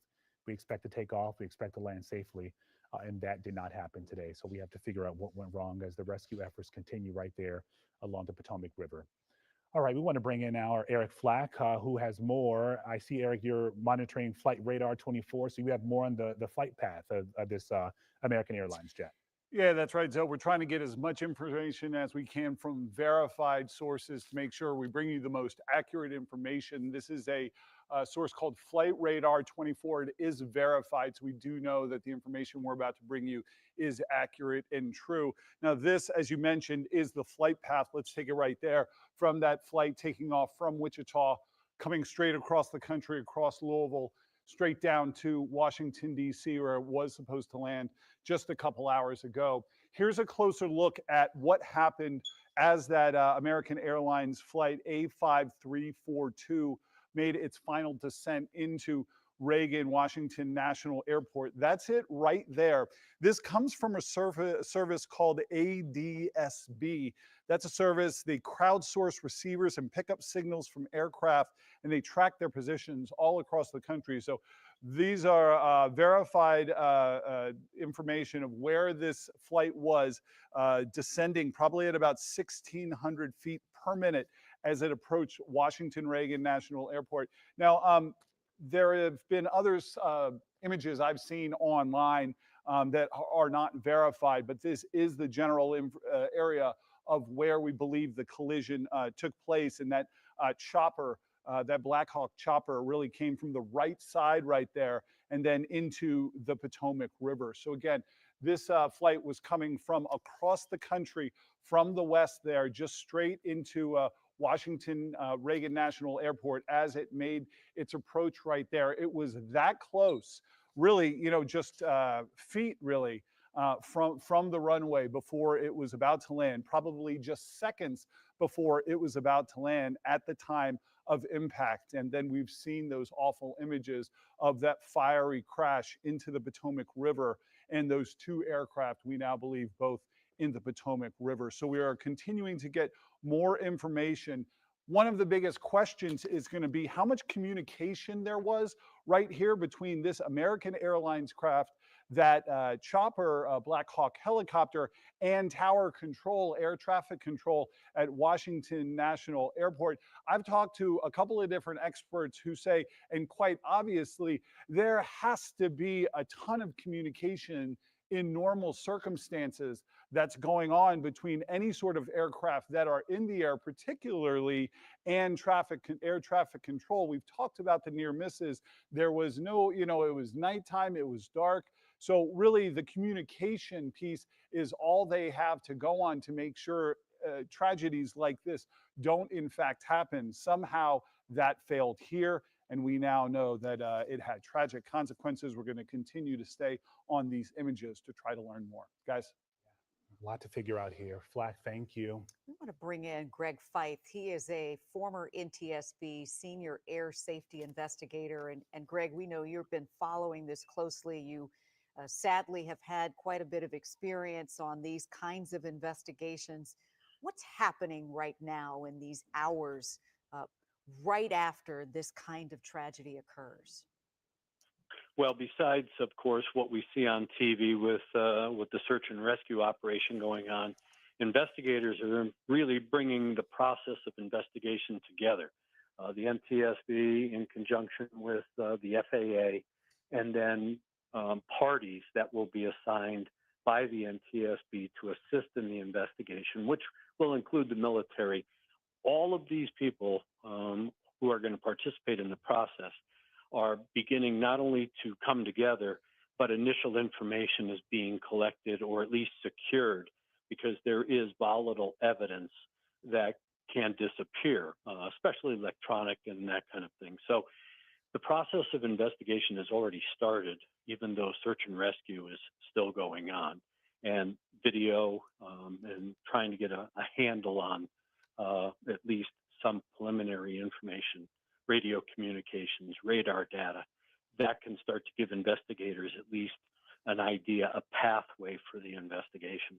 Yeah, and Greg, with that radio communication and flight data, how quickly should they have some idea of what may have gone wrong here? Are we talking just a couple of minutes, a couple of hours? When you look at the investigative process, unfortunately, we live in a society of instant gratification. We want to know now. The problem is that while things are obvious as far as evidence and radio communication and radar data, you have to understand what the backstory is. What was going on? I mean, there's a lot of questions to be asked. This was a military training flight. So were they in constant communication? Of course, they were probably talking to the tower controllers at Reagan National Airport. They were given instruction, they lifted off or may have been transiting through the area. Were they on night vision goggles? Did that restrict their vision? So now you have the military side. The commercial side, you have this RJ who basically, I pulled some data and it looks like they were already established on final and were at an altitude of about 400 feet above the ground when the collision occurred. So the question is, where did the helicopter strike the aircraft? Because from the video, it looks like the RJ is already established on final, and that the helicopter flew into most likely the back end of the aircraft, because it doesn't look like there was any kind of evasive action taken by either pilot. Greg, could you tell, by looking at this video, I mean, obviously we don't know yet, but there are lots of questions. What do you see in that video that perhaps the layperson may not understand? Well, again, because it is, a video shot from far away. If you look at the very bright light, that is presumably the RJ. When you're on approach coming into any airport, in this case, Washington National, you have all of your landing lights on. That's for visibility, especially at night. So when you look out, you know that, okay, there's an aircraft, rather than just trying to see the red and white position and yellow, the red, white, and green position lights. So you have the landing lights on. The brighter light is presumably the RJ. The smaller light moving from left to right, looks like a strobe, is presumably the Black Hawk helicopter. And you can see that there is no evasive action. It doesn't look like there's a change in position of the Black Hawk, and there definitely isn't a change in position of the regional jet. Now, there is some preliminary air traffic control chatter, radio communications that somebody has pulled down and sent to me. It hasn't been validated, but it does sound like maybe the military aircraft pilots were told to pass behind the regional jet. That if that is true, then the question is, how did they really misjudge their position relative to the regional jet? And were they wearing night vision goggles? What was their purpose and mission? Where were they looking? All of these are going to be questions that hopefully can get answers either from the flight data recorder and or the cockpit voice recorder on the regional jet, and then through air traffic control communications in general. Hey, Greg, just a quick follow-up to what you just shared with us. Based on what we're seeing and what you just said, it does not sound like that the pilots of that regional jet had a lot of time to react. And again, that's why after all of the search and rescue activities are done and victim recovery is conducted, the next step is wreckage recovery and trying to understand collision angles. How did each aircraft, what position they were in at the time of the collision? If the helicopter hit from about midpoint aft of the regional jet, there's no way that the pilots of the regional jet would have ever seen them. They would have never known anything was about to happen until it did. One of the questions, of course, is, well, there's traffic collision avoidance systems on aircraft. That is true for all commercial aircraft, jets, light jets, even general aviation airplanes to an extent. The military doesn't necessarily have that type of equipment on the aircraft because they have a different mission. So the question that I would ask as an investigator of the military is, what are your procedures, especially operating in an environment where we have high density traffic flow? You're mixing commercial and civilian operations, civilian and military operations in this corridor. I grew up here in Maryland, so I'm very familiar with the area. I've lived there most of my life. I've seen these operations. I've flown down the Potomac River. It is busy, and you're constantly listening for other aircraft on frequency to see where they are and where they're going. Just because it's all about this term that we use in aviation called situational awareness. I want to know who's in my environment. The question is, was there that kind of communication, interaction between military and civilian? And then, of course, where were the controllers? Because the controllers do have a collision avoidance system. What's their responsibility for monitoring traffic in that vicinity, given the fact that we have a mix of military and civilian? Yeah, I wanted to ask you about that earlier, Greg. Why would this military aircraft have been going through such a busy airspace? Obviously, we know that the Joint Base Anacostia Bolling is near the airport, but considering the traffic here, this seems like a recipe for disaster.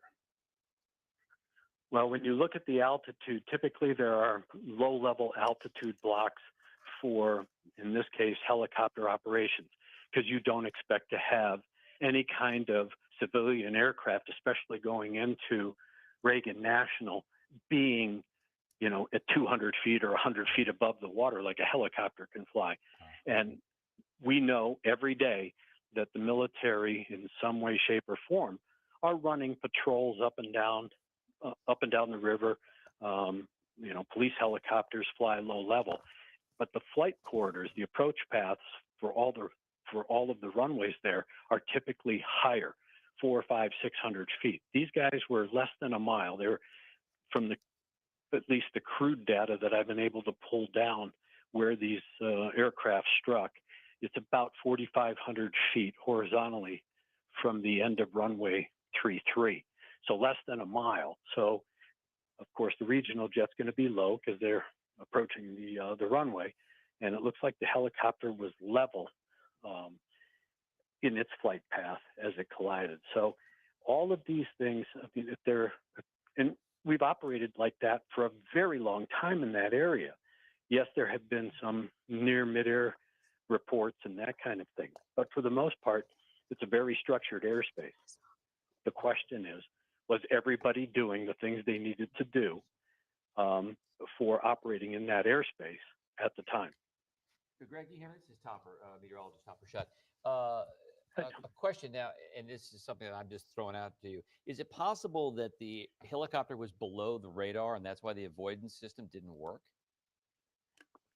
Well, the big thing here is, aircraft, civilian aircraft have a transponder. That transponder puts out a discrete code or a generic code. If you're general aviation, it all depends on the type of flight operation and your contact with air traffic controller. In this case, the CRJ would have been on a very discrete transponder code. That code is an electronic signal. The air traffic controller picks it up on radar, and that particular code has a data tag to it. So it identifies, in this case, it would identify the aircraft flight number by flight number. It would have a ground speed and an altitude tag to it. If it's TCAS, Traffic Collision Avoidance System, and I'm in my airplane reads that same data tag, and I can now see my position relative to that airplane. Military aircraft don't necessarily have the same equipment. They don't necessarily operate or use, or have to use in some cases, a transponder. So they should show up as what's called a primary target, where it's really a skin paint. The radar spins, it blasts out its signal. The return signal is, yes, there's something out there, but it is not specifically identified. That is going to be part of the investigation. Was the controller aware of the position? Were they watching that? Was it identified as just a primary? And was somebody watching the collision avoidance? Because, again, there is a collision avoidance aspect to this in the tower at Reagan, as well as in the cockpit of the regional jet. And I guess, I think you mentioned this earlier, that, I mean, there was no way the jet could have taken any kind of maneuver to avoid I mean, he was on final approach, which say 400 feet above the ground. That's it. I mean, he can do a touch and go, but he can't do a midair maneuver. The only possibility would have been the helicopter could have maybe avoided it. But I don't see how the jet could have, correct? Well, it's too early to tell, because, again, if the helicopter struck the back end of the aircraft, then the pilots in the regional jet would have had no possibility of knowing what was happening behind them. If the helicopter was passing in front of them or approaching from the left or from the right at an angle that would have put the aircraft in front of the pilots, then you would expect that they would just naturally try to take some sort of evasive action. They may have still collided. And we've had mid-air collisions like that, where the aircraft had approached and actually struck the front end of each aircraft, and the pilots tried to take evasive action. But when you look at the video, it doesn't look like either the helicopter or the regional jet are moving off their flight path in a very dramatic way that we would characterize as evasive action. I guess what I'm saying is, had he taken evasive action, I don't think he could have kept the plane in the air, is what I'm trying to say. When you're on that last part of your approach and you're that low, I mean, you could probably swerve, but I don't think you're going to be able to land the plane anywhere else, correct? He would have gone down. No, again, evasive action is a very generic term. If I know that the aircraft is approaching and I know that it's going to be lower than me, then I'm going to power up and pull up. I may bail off and try and roll the airplane to the left or the right to avoid the collision.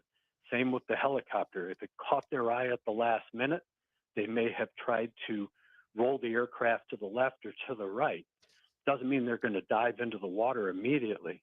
The evasive action is left or right or up and down. So, Greg, you have this huge passenger jet. If you're talking about this military helicopter just going in front of the jet, I mean, how do you miss something like that, even though it's so dark out? Well, again, that is going to be, I think, one of the first questions that really needs an answer is, what were the actual positions? They'll be able to look at the radar data, and hopefully the military aircraft is either squawking the transponder code with a tag, or even if it comes back as a primary target, they'll be able to see, just based on the flight path of both aircraft, how this accident at least started as far as the sequence of events. Because if it looks like the helicopter was trying or at least positioned to pass behind the regional jet, then you have to look at, well, what were the military pilots looking at that they didn't see this aircraft that they were approaching? You can then say that the RJ pilots would have never known that the aircraft, the helicopter, was trying to pass behind them, other than maybe an air traffic control communication that they either overheard if the military pilots were on the same frequency. So there are a lot of questions just with that one aspect that can shed some light and really give a path for the investigation.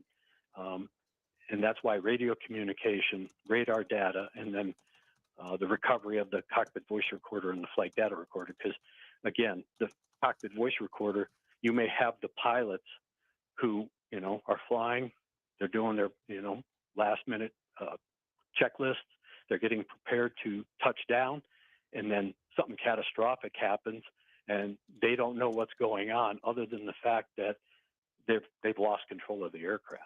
Greg, before we let you go, I can't let this moment leave us. It's been 3 hours almost to the moment that the explosion happened, indicating there was this awful midair collision between the passenger jet and the Black Hawk helicopter. 3 hours of this search going on to find any survivors. Tell us about the reality of this now in terms of finding anyone alive. Sure. It is a painful, agonizing experience for family and friends of not only the passengers and crew on the RJ, but of course the 3 military personnel. Even from an investigator standpoint, as an accident investigator, you're seeing the worst side of aviation. That was my job. And that is the job of the NTSB investigators that are going to be working this accident. We see that as tragedy. We know that we have to do our job. We have to be thorough and methodical so that we can provide answers not only to the family and friends, but to the public, to the aviation industry, so that we have these lessons learned so that tragedies like this don't happen in the future. We have to determine, was this a one-off? Was this an isolated event? Or is this a systemic problem? And you've reported it on your air over the years. There's always been a discussion about why not close Reagan? Because it's, there's so many airplanes, there's a lot of traffic going on. And of course, you got all the other issues of noise and curfews and everything else. It's a convenient airport for the people that work on the other side of the river. It's been a very safe airport because we have different kinds of policies and protocols and procedures that as pilots and operators in and out of that airspace has made it safe. But the fact is that in this particular instance, what was the flaw? What didn't work this night at that time? And I know for the families, it is agonizing.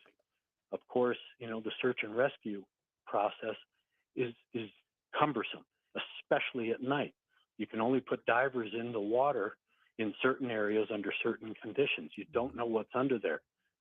They're going to be, the aircraft or both aircraft are underwater.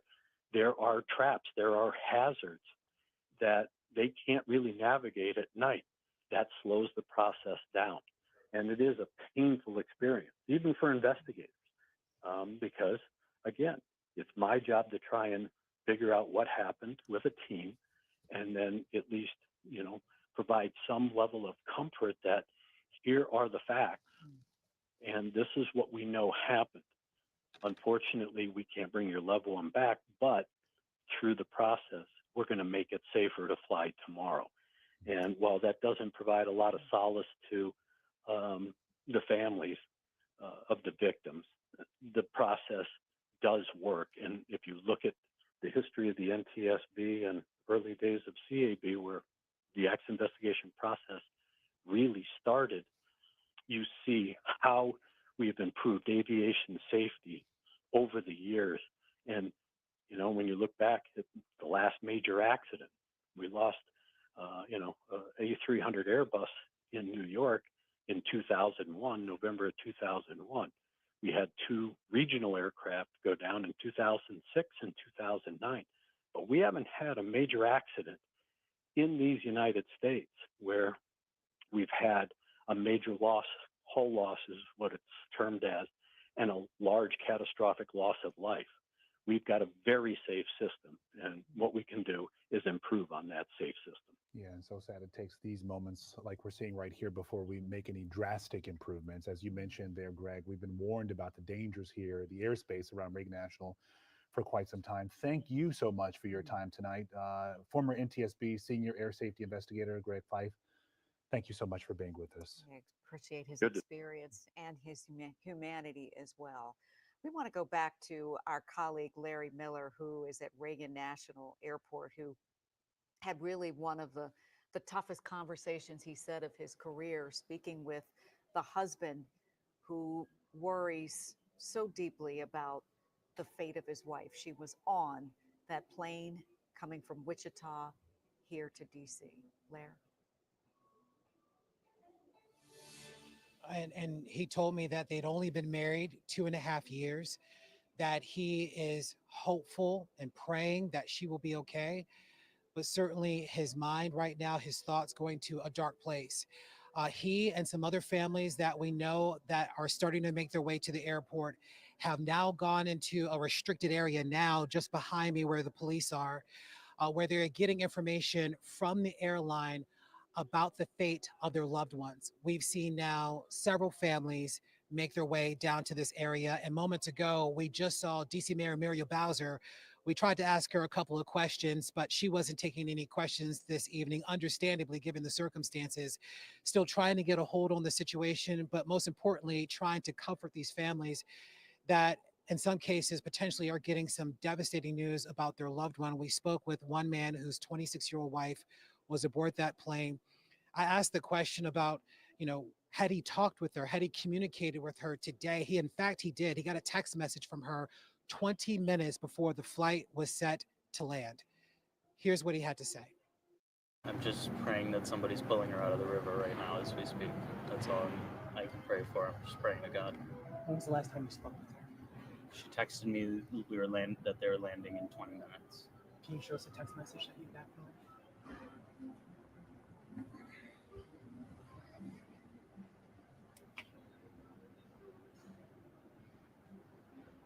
Landing in 20 minutes. The rest of my text did not get delivered. That's when I realized something might be up.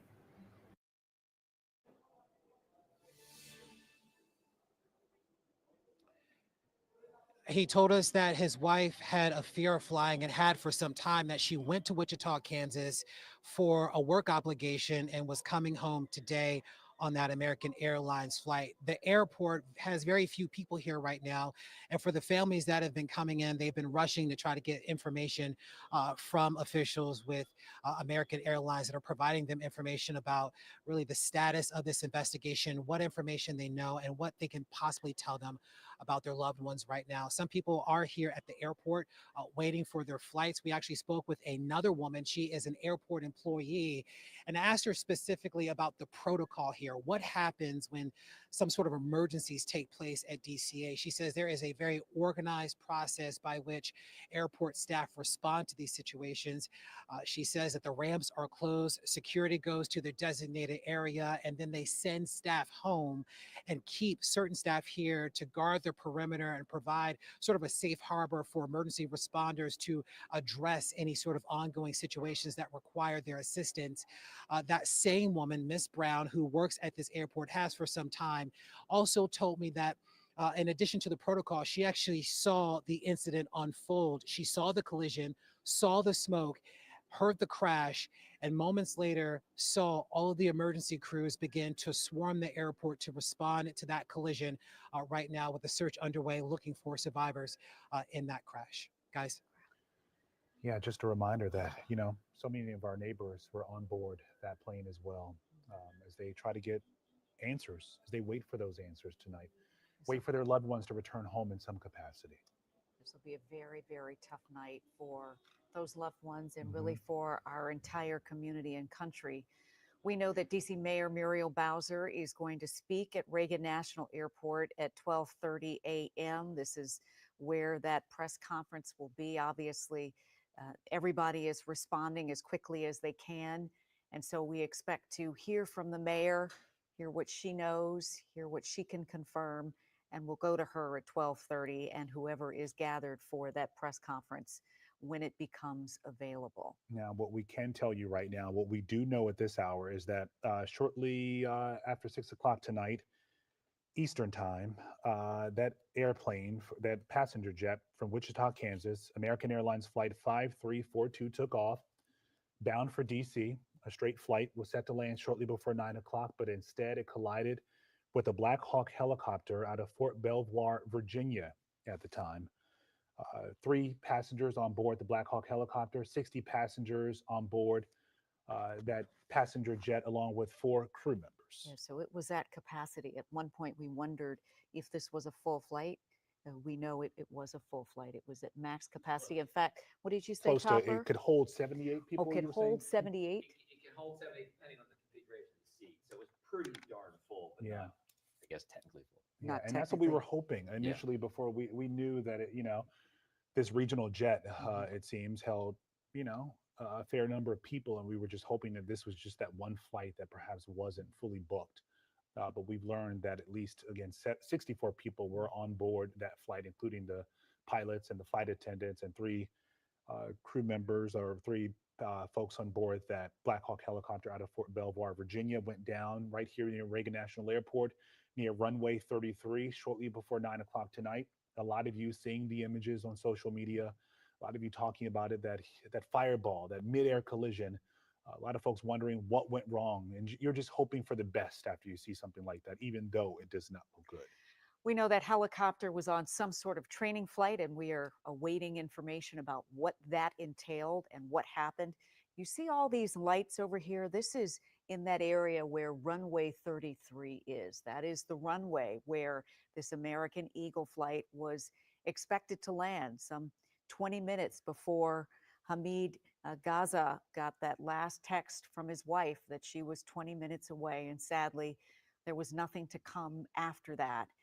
There is a frantic effort right now, and reality is also setting in for us as we look at 3 hours plus now since this catastrophe in the sky unfolded, with 60 passengers on that flight, 4 crew, 3 on this Black Hawk helicopter, which was on a training mission, and a huge effort from all across the area.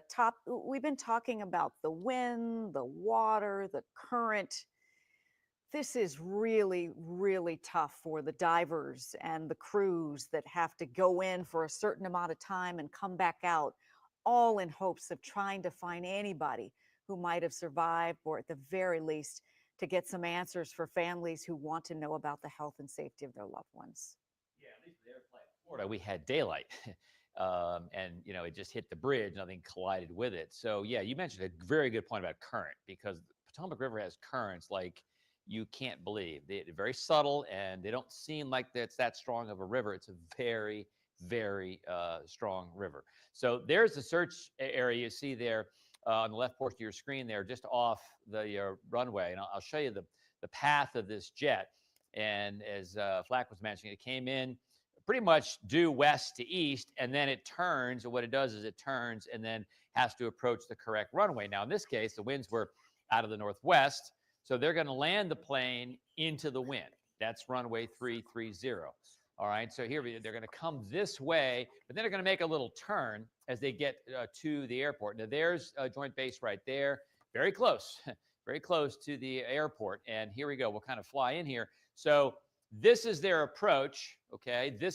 We're looking out, northwest. That's runway 330, and that is the runway that they just never quite made to, but they're on their approach. And, we were talking to the expert there. They were on final approach. I mean, probably only between maybe 1,000 and 3,000 feet from landing and descending very, very quickly. But that's the runway they were trying to hit. And we think that the disaster area is kind of out in this area off to the south and east of it. But good point, though, Leslie, about the currents. Currents are very, very strong. And also the water temperature is still 42. So you only have about 30 to 90 minutes unless you're in a wetsuit. And we've not heard of anyone being pulled out yet. Doesn't mean it hasn't happened. Hey, Topper, we haven't can heard we that can yet. we interject just a Yes. little bit because we are, and you know, we're all on this journey together, learning this information in real time. And so what we've just learned is Right that now? police are saying there are 3 debris fields, and there have been at least 18 bodies recovered at this point. So No survivors. no as of yet, survivors found just yet, But and 18 people. 18 people, Yeah. 18 souls. And again, we know that at least they were trying to find at least 67 people, 64 people on the plane, 3 folks on board that Black Hawk And with helicopter. 3 debris fields. 3 debris fields. And we talked about how far this all scattered. That is a massive, massive area for them to try to work and find these loved ones of people who are waiting right now for any piece of information about their loved ones. You know, this reminds us, this is our community. Yeah. These are our neighbors. These are our friends. These are our colleagues. And a lot of people are hurting tonight into this early morning. A lot of hearts are broken. A lot of dreams came down with that plane tonight. Yeah. And we cannot forget the humanity here. And then all these first responders who have been in the water and in the trenches, getting into that murky water. It's very deep. It's not easy terrain, as Topper has told us. And as we well know from being in this area, this is not an easy task. And it is also dark, right? Right. So that is also working against them as well, but they are working very, very hard at this early morning hour at 12:08. Yeah, we heard from that former TSB investigator a short time ago, Greg Feith, and he mentioned that, you know, these conditions here for divers just are not safe. Right. So you look at this and you assume that these divers can just jump in and rescue folks, but they're putting their lives on the line as well by jumping into those waters. So they have to make sure they're protected before they do anything else. But they have been out there since about 9 o'clock tonight. So Yeah. you're talking about more than 3 hours now, and trying to rescue, trying to find as many people as possible. But again, the update that we are getting at 12:09 a.m. is that there are 3 debris fields here, and they've recovered at least 18 bodies. And you know, you just have to let that sink in for a minute. 18 lives that are gone because of what we saw earlier tonight. The plane colliding midair with a military helicopter. 18 families and extended communities with very large holes in their heart tonight that cannot be filled. And then you hear from some of the other folks who are waiting, Yeah. and you know, you hear that news, and you know, it's grim, Yeah. because despite what we saw, you know, you still have some hope that Yeah. maybe, you know, someone survived, maybe there's someone there along the banks of the river. But then you hear the news like this debris field and 18 bodies, and you know, Reality. it's a shock. Yeah, reality. Is Mhm. sinking in, and reality surely has been sinking in for the first responders who have been doing this work for 3 hours plus now, trying to find survivors, recovering bodies. We showed you the area where our colleague Leslie Moreno is, where they are staging all of those ambulances. They're essentially buses that were expected to transport survivors to the hospital. We've not seen any survivors, so, and no survivors have been identified just yet. Yeah, you look at this scene right here, and you know, we've been watching it for, as you mentioned, 3 hours now, and you expect there to be a lot of commotion, a lot of movement. But these vehicles here, they've just been sitting still for quite some time now. Yeah. Just obviously, like everyone else, just hoping for the best. Hoping for the best. In about 20 minutes, we are expecting to hear from DC Mayor Muriel Bowser and other officials to give us any kind of update they have about what we know and sadly what we are learning about this tragedy in the skies. The one thing we cannot answer, of course, that's the thing that comes in the days and weeks to come, which is how it all happened. Right now, the focus is on the humanity, right, and figuring out how to get these loved ones out of the water and to get the information to family members who are desperate for answers. Again, this flight coming in, landing just before 9 o'clock tonight. We can't say it enough. It's that point. We've all been on Yeah. flights. You know what it's like in those final Yeah. moments of descent. Yeah. When you're reaching your destination, you're reaching home, you're about to see your loved one, you're about to see whatever business partner you came to town to meet, and then something like this happens. Yeah, and then, Greg Fife, we talked with, who's the former NTSB investigator, something stayed when he said they were less than a mile from the end of runway 33. They were so close. They were almost there, and then they weren't. Right. And then they weren't. So now folks are going to try to figure out exactly what went wrong. Again, we're waiting for that press conference, which is set to begin momentarily, where we are expecting to learn what is happening right now, what we can expect in the days ahead. But again, we have those 18 bodies that have been recovered so far. You have a lot of crews in our region on the job right now, from DC Police, the U.S. Coast Guard, Prince George's County Police, Alexandria Police as well, just stationed along the Potomac and in the Potomac, in the skies as well, just trying to rescue as many people as possible. But we've learned again, 18 bodies have been recovered. I think we're going to go over to our colleague, Leslie Moreno. She's at the MPD helicopter pier over off of South. Oh, no, we're going to go to our colleague, Simone D'Alba. Sim, you've been following the latest developments. We've been following them too, but what are you hearing? Yeah, guys, so we were talking about the 18 bodies that have been pulled out of the water, and I did want to confirm that we are getting that information from a police official from our CBS network. And so really important. There's so much information coming down on social media right now. Very important for us to wait for the actual details that are going to come down through this press conference. But you guys, again, 18 bodies pulled from the water. There have been no survivors as of yet. And I know that's the one thing you all have been talking about. We're all holding out hope for. Of course, as we know, families are gathering at Reagan National. We know that a chaplain is en route to be with the families there to support them. We did learn that DC Mayor Muriel Bowser has arrived at Reagan National. She is helping families get to a staging area where they can, God willing, get some kind of information about their loved one. I am also learning, for those of you who are watching all of this and just wondering logistically what this looks like for the airport, a major airport, of course. Washington Reagan National is closed until 5 a.m. Friday. That's from the FAA coming down into our newsroom. And then the other thing that we're watching here is our public leaders, our public officials who are starting to wrap their minds around the size, the magnitude of this event that we're watching, a mass casualty event unfold here in Washington, D.C. today. We have Vice President J.D. Vance urging people to please pray for those involved in the collision. He did stress that we are monitoring the situation, but for now, let's hope for the best. Of course, we heard that President Donald Trump also closely watching this situation, Defense Secretary Pete Hegseth as well. And I did want to note, you guys had touched on this back in 1982, the airliner that crashed into the Potomac. There were some survivors from that flight, and that's the hope that you hold on to in moments like this. That, coincidentally was also back in January. And so as we've been talking about how cold the waters are, you see how massive the response here even at this hour. And so we know that there are many families standing by, hoping and praying for the best. Again, DC Mayor Muriel Bowser just arriving at Reagan as we continue to stand by for this press conference, guys.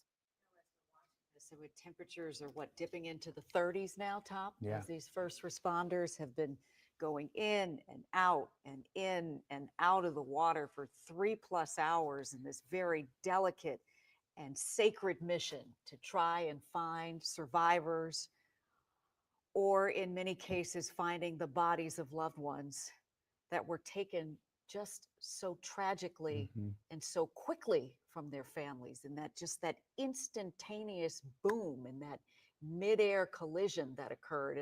And we are careful to show that video because, like so many events that have happened in American life where we know they were transformative, and we know that for some people who are waiting for loved ones or whose loved ones may have been on that plane, that's the last moment. That's the moment when you lost them. And so we just have to be so careful and so mindful when we're talking and when we're using this imagery about what it all means. Because you're talking about those family members as well when they are going to the airport. We've seen it happen. We've done it as well for our relatives, our loved ones. They're set to land. You make your way to Reagan, to Dulles, to BWI, perhaps to to stand by. You're waiting for them to land, and then you just wait because, like as we heard earlier from Hamad, something's off. I haven't heard from. They should have been here by now. And then you learn of this news tragically. You hear about a disaster near Reagan National Airport. You see the images of that explosion that we've been showing you in spurts throughout the night because it is so sensitive. And then you panic. You just wonder what the outcome will be. So you have a lot of those families right now in our region. Again, some of them we may be affected and not even know it yet because we don't know who was on board that flight. At least 64 people. Yeah, including the crew. Including they the were crew. on their Exactly. way home. This was a DC-based crew flying that plane and serving those people on the plane to make sure they got to their destination safely, like they've done many, many times before. Yeah, and also the crew from Fort Belvoir, Virginia, training That's to right, to on this protect this training mission. country. And yeah, this happens. All right, we want to go to our Leslie Moreno now, who is near that DC Police Department air support area near the Frederick Douglass Memorial Bridge. And Leslie, we've been looking for any activity there tonight. Hopefully, some folks have been rescued. But what are you seeing? Yeah, we've been keeping a close eye on things here, any sort of movement. If you zoom into my right here, about maybe 15, 20 minutes ago, we did see a boat pull up on the water here with some sort of a tarp covering. As soon as that boat was pulling up, we did also see the ambulance backing up. So it is possible that some of those victims, those survivors, were brought here. Again, we're across the street, so it's very hard to tell. We're zooming in, and we're keeping a close eye on things here as close as we can. But yeah, crews are out here. This is on South Capitol, again, as you mentioned, at the Aviation and Boat Support Headquarters. Very quiet right now, very calm. EMS, fire, and as you saw earlier, that mass casualty ambulance is also here. That white bus, if you're able to zoom in, Hash, there. Normally, we see these buses during mass casualties. They're used when there's a large number of people that have to be transported to the hospital. It's also important to know that any of the crews, any of the divers, the search teams, if they're injured, they would be brought here as well. As you can see, a large portion of South Capitol here, this very busy roundabout, is blocked off, the sidewalk, as crews are set up here. Yeah, we've just been stationed here across the street, trying to keep an eye out for any of those victims, any sort of movement. Again, that boat that pulled up maybe 20 minutes ago with that tarp covering, with the ambulance as well. We haven't seen that ambulance leave the site here. But again, possibility that some of those victims, those victims were on that boat that we saw earlier. All of this. Outside of this vast debris field is this area that was set up with these empty metro buses with police stationed nearby in the hopes that they could fill these buses and take people to be cared for or to care for them there. And there's been none. And you have to think about what these first responders are going through tonight. Yes, they train extensively for these moments, just hoping it does not happen. But they're human too. They are human too. So you have a night like this, and I can't help but think of what the news we told you moments ago. You see this disaster, and like us, you respond to the scene and you hope for the best, but then you see these debris fields, and then you recover 18 bodies, after something like this. And they that has to be a moment for them. And they know better than we will ever know what this is like. They know how long this is going. They know about the human body. They know about the capacity to survive something like this in a way that we don't know.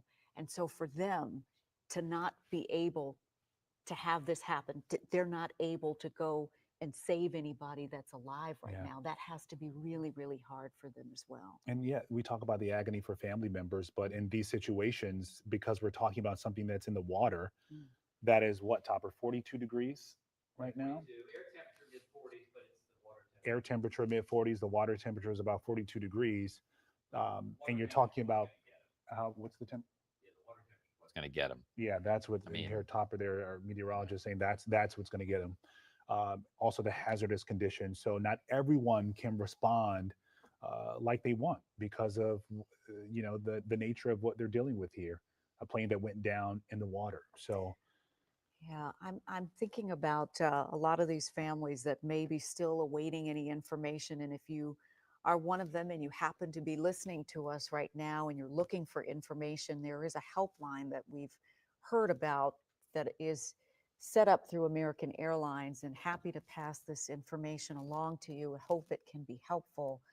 The number to call is 1-800-679-8215. It's 1-800-679-8215. Anything that helps provide some level of information for families that gives them something to hold on to, or just anything that helps them through this journey. yeah, We want to be able to provide that for our neighbors. yeah, it's going to be a long road ahead. Again, you heard when we had Simone here roughly 10 minutes ago, she mentioned that Reagan National Airport will be closed until 5 a.m. Friday. So it's going to be closed all day tomorrow. Again, reopening at 5 a.m. Friday. We know that flights in and out of Reagan were halted shortly before 9 o'clock tonight. We know that some flights trying to land in our area have instead been diverted to Dulles International Airport. WMATA's GM Randy Clark mentioned earlier tonight that they are assisting in this effort as well. So again, you talk about all hands on deck. A lot of folks involved here to take care of everyone impacted by this, from the victims, the folks who were on this plane, to folks who may have had their travel plans interrupted. There are warming buses there at the airport because, you have a lot of folks who this has been a day for them. This is a change. Silver Line trains, there have been additional trains added to the Silver Line as well to help folks get to and from the city. So as we look at the time here at almost 12:24 a.m., we're reminded that we are getting close to the appointed time that we anticipate hearing from DC Mayor Bowser and other officials about what we do know, what we need to know, and what we may be bracing to know about what happened tonight. I think we've got the microphone set up, and we are just waiting for all of them to gather at National Airport. Again, just reminding people that this was supposed to be an ordinary night. A helicopter is on a training flight, and a plane full of folks coming from Wichita are supposed to either come home or come to visit or come for a business trip. And sadly, we are all gathered watching at this very early hour of the morning for the news that we did not expect to have to cover: a nightmare in the skies above Reagan National Airport, where a plane and helicopter collided and lives have been changed forever. Yeah, and a lot of folks, we can see your comments online as well. A lot of folks are asking, how did this happen? That's going to be the question that a lot of folks will be asking over the next couple of days, couple of months, years perhaps, because you're talking about a commercial jet. Pilots are trained. You're talking about a military helicopter, experienced pilots as well, and those two meeting at an unfortunate time shortly before 9 o'clock there near Reagan. Again, that flight taking off from Wichita, Kansas, shortly around 6:22 Eastern time, was supposed to land, was roughly a mile away from Roughly a runway mile 33 at Reagan National Airport, And shortly before 9 o'clock. That Black Hawk helicopter taking part in some sort of military training exercise, as we understand at the time, and those two collided. Now, we know that you have Reagan National Airport on one side of the Potomac River. You have Joint Base Anacostia Bowling on the other side. We're not sure if that helicopter was out of Fort Belvoir, Virginia, was landing at the base at the time, or perhaps it was going on a different mission elsewhere. Sure. But those two ended up colliding shortly before 9. all of this now leading to what we have here, which is a frantic search in freezing river waters for the family members of countless people who are waiting for any word about the people they love. And this scene right here is just so eerie as we look at this fireboat just out on that water, looking for anyone. Again, it is so dark out. We can barely make out the scene here with our camera. So imagine what they're going through right now. They're watching, they're listening. You know, you're talking about helicopters above, fire engines. There's so much noise around. But in that moment, these folks are trained to just try and listen to anything, any signs of life. I think we're reminded also, Zoe, that it is rare that we see this closely these boats on a mission in the water. We just don't see it. Mhm. We just don't see it. And so tonight, we are getting a window into their world. This is not a training mission. Mhm. This is the real thing. This is the real thing. And knowing that so far, as of 12:27 a.m., they have recovered at least 18 bodies, according to a police official in CBS News. 18 bodies, and we know that there are so many others who were on the plane and on that Black Hawk helicopter. We're talking about at least 67 people. Again, 64 on the plane and 3 on that helicopter, and at least 18 bodies have been recovered so far. No signs of any survivors. So we're expecting to start to hear from leaders in a few minutes at 12:30, and then we're told we're going to get these updates every hour after that until they don't have any additional information to share. And then at a certain point, the NTSB, the investigative era of this, they will take over and give the information that we are waiting to hear. But we are still in these very early hours after this tragedy unfolded. The airport, Reagan National Airport, is closed until Friday morning at 5 a.m. So no traffic in, no traffic out, as they spend all of their resources and bandwidth working to find out. And really, the most important effort here is to try and find the bodies or the survivors of people who were involved in this awful, awful incident. And what I thought was interesting, Les, what we heard earlier from Greg Feith, the former NTSB investigator, he said their work is underway right now. Even as we look at this search and rescue operation underway, that takes precedence, of course. But they want to make sure this isn't a systemic issue. Right. I know a lot of folks are watching this right now. You may be wondering, is this sort of a one-off? Is this just a unique situation And here? that's what they're trying to figure out too. Right. So they're making sure this is not some sort of systemic problem. So they're looking at some of that data right now. They're listening to the radio traffic as well, just to see what may have happened. Zoe, I'm hearing that we have a message from the American Airlines CEO, and I think we're going to go to that now. This is CEO Robert Isom. Take a listen. We are actively working with local, state, and federal authorities on emergency response efforts, and the American Airlines Care Team has been activated to assist our passengers and their families. We're cooperating fully with the National Transportation Safety Board in its investigation and will continue to provide all the information we can. Our cooperation is without pause, and we want to learn everything we can about today's events. That work will take time, but anything we can do now, we're doing. And right now, that means focusing on taking care of all passengers and crew involved, as well as their families. American Airlines CEO Robert Isom. I think we're reminded that this was operated by American Airlines, but it was a regional jet, a Canadian regional jet that was actually carrying out the flight.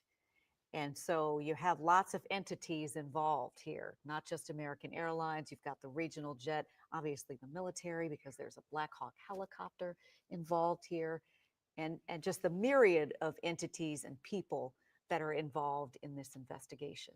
Yeah, and for those of us in DC, you may have heard it mentioned by Simone and Topper earlier, the crash brings back those painful memories from January 1982. That's when an Air Florida flight crashed into the 14th Street Bridge right over the Potomac River. It happened just moments after takeoff. 78 people died, but 5 survivors were pulled from the plane's wreckage in the frozen Potomac River you see right here. In that case, the crash was caused by insufficient de-icing. And what we know is what these investigators find out changes the way aviation moves forward. And so what they learned from that flight has had a significant impact on how we fly today. Obviously, it's too early to know all of the variables around what happened here, but most certainly what we learn tragically from what happened here will also help to advance aviation, not just here in this country, but abroad. We are waiting right now for our first official update on the crash. And as soon as the officials are ready to bring us that information, we will certainly take you there. They'll be at Reagan National Airport, so we're keeping a close watch on the cameras there to see what is happening, to make sure that as soon as they start talking, we get you there. But we showed you moments ago, you saw that fireboat there on the Potomac as well. The search is still underway. You know, in this shot we're showing you right here, it doesn't appear there is much activity on the water, but if we have some of our other cameras available right now, we can show you that they are still looking for folks. They are not done just yet. They've been at it for more than 3.5 hours now. That collision happened shortly before 9 o'clock tonight.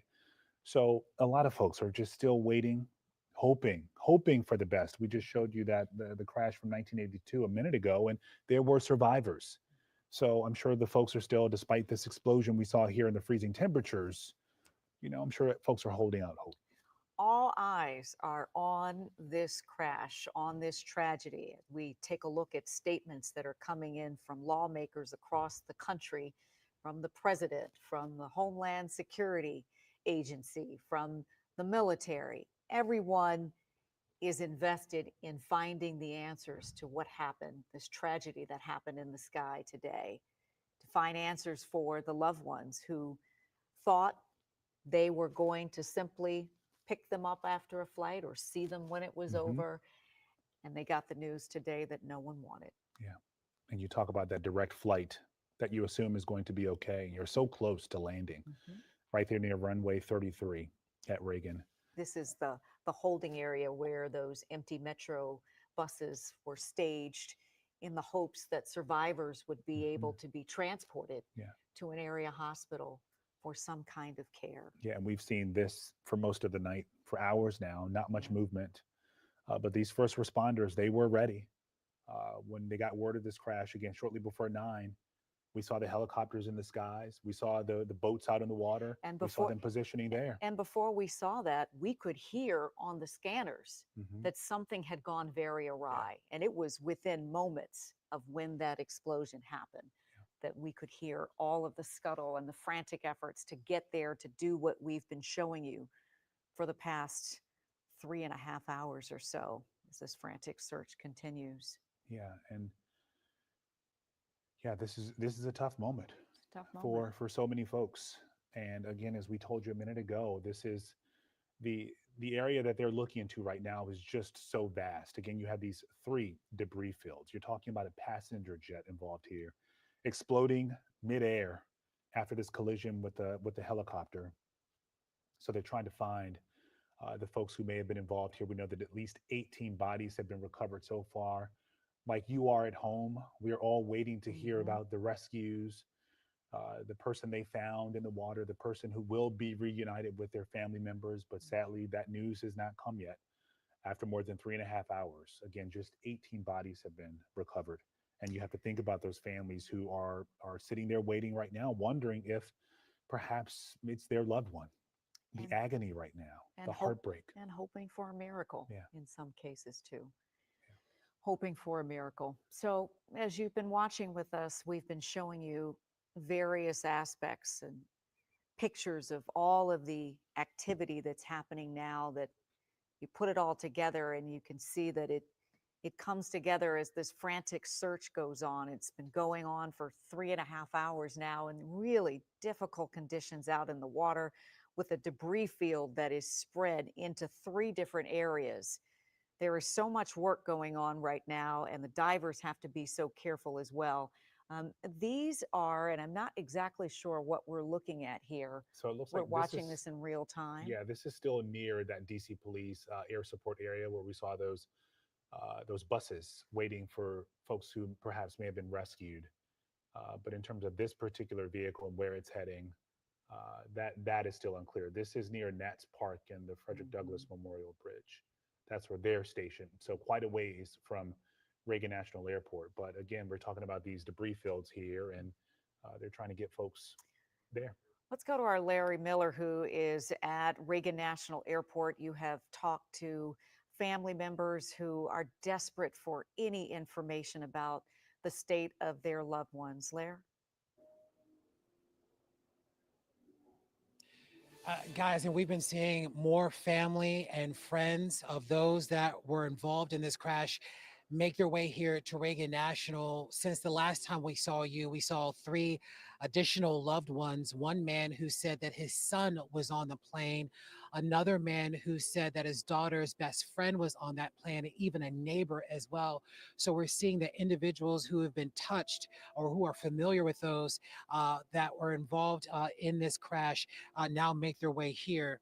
We believe that there potentially is another man and more family members that are making their way here right now as well. And to be honest with you, guys, this is tough because we're trying to make sure that we give you the latest information about what's going on, but we're also trying to be as sensitive as we possibly can to these families. To the families that we have spoken with that have given us information, they have been willing because they want to make sure that the public knows about their loved one, that their loved one's story is completely and fully told. So there's been a lot of chatter about the fact that we've been interviewing these family members, and trust us, this gives us no comfort at all. But it's important to hear from these families as they are looking for answers, trying to figure out what exactly happened to their loved ones that was on board that American Airlines flight. Right now, we can tell you that Mayor Bowser, again, she was down here moments ago trying to provide some assistance. And we know that a number of other investigators have also been making their way down to this sort of restricted area. This area is where family members have been directed to, where they are getting support and information about what happened to their loved ones tonight. Guys. Chaplain has been called there to help give some support as well, some measure of comfort when you can't find the words to say. It's a very, very tough night. Yeah, and this is probably one of the toughest jobs of the night. The folks who are gathering there, assembling and trying to give these folks the news. And we should point out, as we've been seeing, we've been monitoring the activity there in the Potomac River. It looks grim as time goes on, but we know that those crews are out there right now, still conducting this search and rescue operation. Yeah, we sure hope, Larry, that there might have been a moment of hope where there was some information that you could share or relay, that someone heard something that was encouraging. But I think reality is setting in for so many families as we think about the conditions and how long this has been going on. It's a sacred obligation to find those answers and a sacred mission to try to find the survivors in any way that they can, whether it's their bodies or if by some miracle someone did actually survive this tragedy. You were going to say something, Larry? Leslie and Lorenzo, guys, to your point, one of the things that we have been able to do, even from the gentleman that we spoke with, was that the limited information that we had at the time in which we spoke with him, we were able to give him that information, trying to connect him with staff and officials here that can provide some level of support and provide him information on the status of his wife, his 26-year-old wife, whom he told me was on that flight. So you're right, guys. This has no doubt been a difficult assignment. It has certainly been quite emotional for me, but I don't think about myself. I just try to support these families and be as respectful as I possibly can given the circumstances.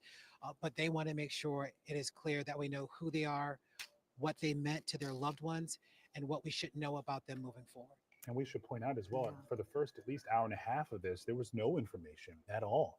We knew very little about what was happening. There was not a number for people to call to figure out what happened. So you think of these loved ones, you see what happened in the sky there, but everyone's piecing together, what flight was it?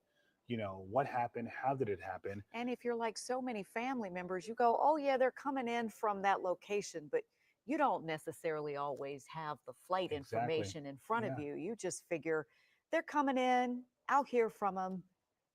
Yeah. And then this happens. And then you want that information right now. So when you're sitting there waiting, that just doesn't help at all. All right. We want to get to our Eric Flack now, who is with us and has more on what we're learning about this flight and its path. Flack.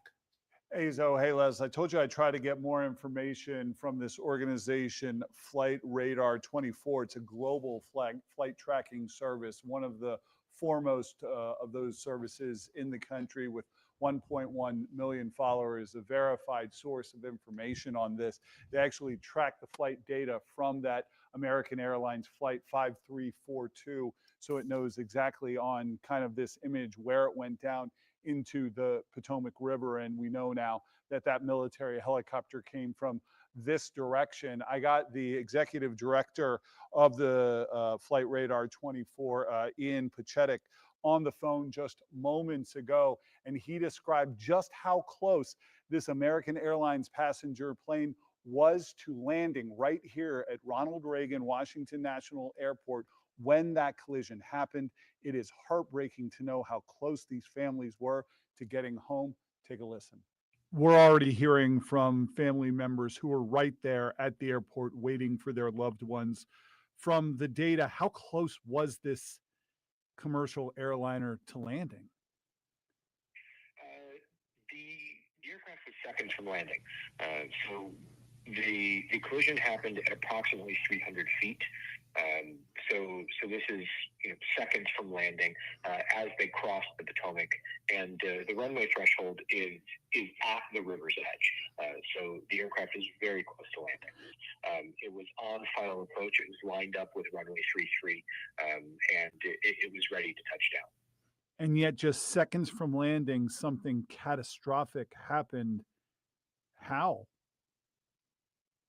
That's a great question, and one that investigators will be looking to answer.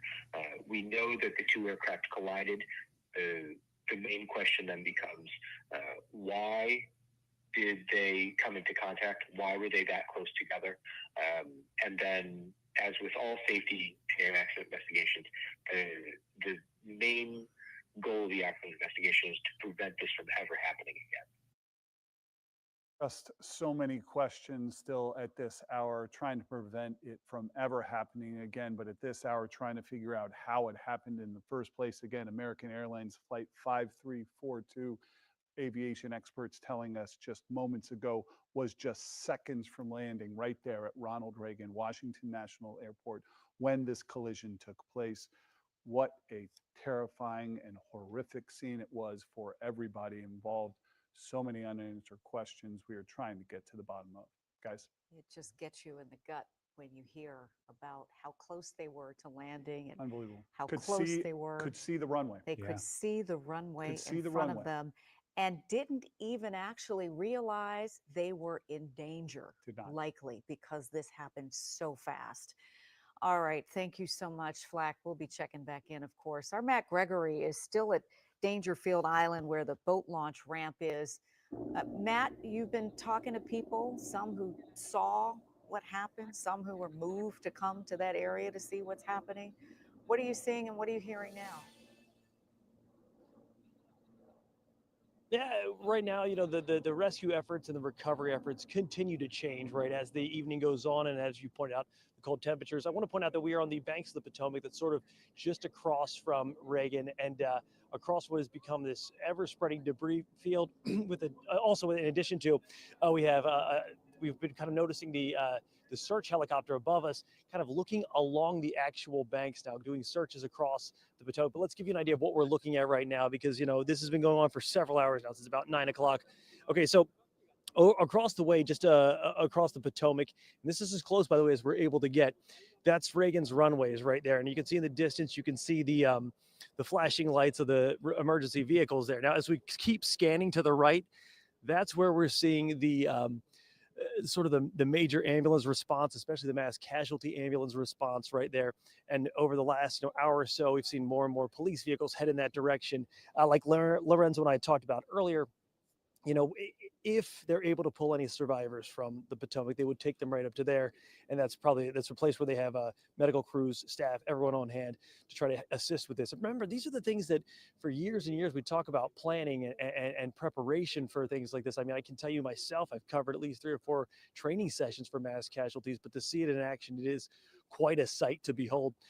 As we kind of scan to the right, just off, you see kind of the darkness in the river there, and there's a few flashing lights. That's where the plane crash was. But as this evening has gone on, and as the tide has moved, and the wind has gone, and the water continues to go, the debris field spreads. And that's why we see this helicopter that at one point was really only over the crash zone, with another one kind of scanning, has been coming up to as far as us across on the Virginia side of the of the Potomac. So that's sort of like how this whole debris field, this continues. It gets worse as it goes on because it's harder and harder to kind of nail down where everything could be. As we keep scanning to the right, as best we can, I want to show you the final area. And you can see this kind of spans from, I would say, Buzzard Point all the way down to almost the Woodrow Wilson Bridge is how far they're scanning and looking. And off to the right, you see a whole another set of floodlights and emergency vehicles, you know, crews, divers, medics, everyone kind of scanning over in that area as well. So we have a large area. They've been talking about the 3 different debris fields. Well, those debris fields continue to sort of, let's say, mushroom out and ripple out as the night goes on. And, you know, from here, we're just seeing more efforts being drawn towards the actual shorelines now on both sides of the Potomac River. So that's what we're seeing. And again, this helicopter, if we can kind of give you a shot, it might be difficult because we're all on the fly here, but this is the helicopter that at one point was scanning simply over where we saw the crash zone. It's now come over to as far as us searching the shorelines. And that's kind of where we're at in terms of what the search and rescue efforts look like. But again, just to recap, we've been going on this for, I want to say 4, almost 5 hours now of, I guess 4 hours now of search and rescue efforts here along the Potomac. You can see that there's still a very robust response over my shoulder of the emergency ambulances, the emergency crews, and the mass casualty ambulances. But, you know, at this point, it's become a search and rescue operation that has now expanded from, I would say, it looks like almost to the Woodrow Wilson Bridge up to Buzzard Point. And that's a lot of land to cover. It's a lot of water to cover, a lot of area to cover. And in some of the most frigid temperatures you could imagine between in the air and in the water. So that's sort of what we're seeing over here, just sort of south of Reagan Airport. Back to you guys. Matt, thank you for that. You know, so Zoe, as I tabulate what's happening now, there's so much occurring right now. We've got what's happening behind Matt and what Matt and Alexis have been talking about, Leslie, all this activity out on the water across the vast debris field. You've got this NTSB GO team that's been launched, so the investigators are on the way to the scene to start their You have Falcon, investigation the chopper already. there that we've seen in the skies Yep. with this thermal imaging radar. Absolutely helping them from the sky to do what they need to do in the water. You've got American Airlines. They've launched their GO team. They're on the way to DC. The CEO is on the way to DC. There is a mammoth effort right now that is going to be continuous until all of the bodies or any survivors have been found. And this has been underway for nearly four hours now. 4 hours of seeing these helicopters in the skies, looking for any survivors. You have the dive teams out in the water. You have folks on the fire boats as well, just sort of traversing the Potomac River, looking for any signs of survivors, and also additional debris fields as well, because as Les mentioned, you have the NTSB GO team there on scene. They're going to have to collect as much as possible so they can try to piece all of this together in the coming days to figure out what went wrong. And they're asking the questions that a lot of you are asking at home, how something like this could have happened so close to an airport. This is supposed to be, we heard earlier that, you know, landing is one of the hardest parts of the mission for these commercial flights. And then also for this Black Hawk helicopter, those trained pilots on their training mission at the time, this was a sensitive area. And then you have something like this. What will be really interesting after we get past the most important part, the most sacred part, which is, of course, trying to find the bodies or the survivors that may be out there if a miracle happens, is what information will come out of this that will make aviation safer? What will we learn so that we don't have this happen again, so this is not repeated, so lives are saved? And that's what the NTSB, former NTSB investigator Greg Feith was talking about. Whenever these tragedies happen, there's something that comes out of them that we are able to apply to our American aviation system to make it even stronger and even safer. Something went very, very wrong tonight. Once they figure it out, they're going to probably move heaven and earth to ensure it doesn't happen again. Yeah, and we've seen so many warning signs. Again, we don't know exactly what went wrong here, but you talk about this area in particular, Buzzard Point or See American Joint Red Base Cross Anacostia there. Bowling. Yeah, and you have the American Red Cross there outside of Reagan National Airport. We saw Larry Miller a moment ago. He said a lot of the loved ones, relatives, family members of those who may have been on American Airlines Flight 5342 are arriving there at the airport, getting the support they need. also searching for answers as well. Again, like we were saying before, just trying to figure out at some point they're going to be asking how this happened. And we more than likely will see changes in this area because this has also been known as a trouble spot for so long. We've seen so many close calls in this area before.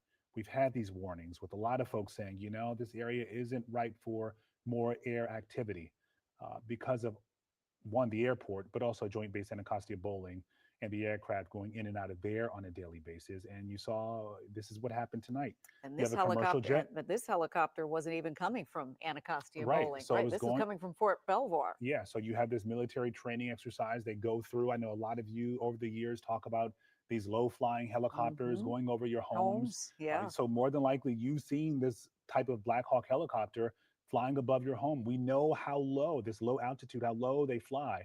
And then you have this airplane coming in for landing at the time, so close to the runway, and those two collide. And we're reminded that during times of crisis, we mobilize. We mobilize on behalf of our communities and we mobilize on behalf of the nation. And you can see Red Cross members, some of them probably likely volunteers who are part of their go team too, that respond to these kinds of crises to be there for our fellow neighbors and communities in times of need. And a reminder that people are involved. We're People. talking about the images we've seen. We have not seen the faces of those who were on the plane yet or in the helicopter, but we are about to get those answers right now. That press conference we have been awaiting is underway. You can see DC Mayor Muriel Bowser there approaching the podium. Let's listen in.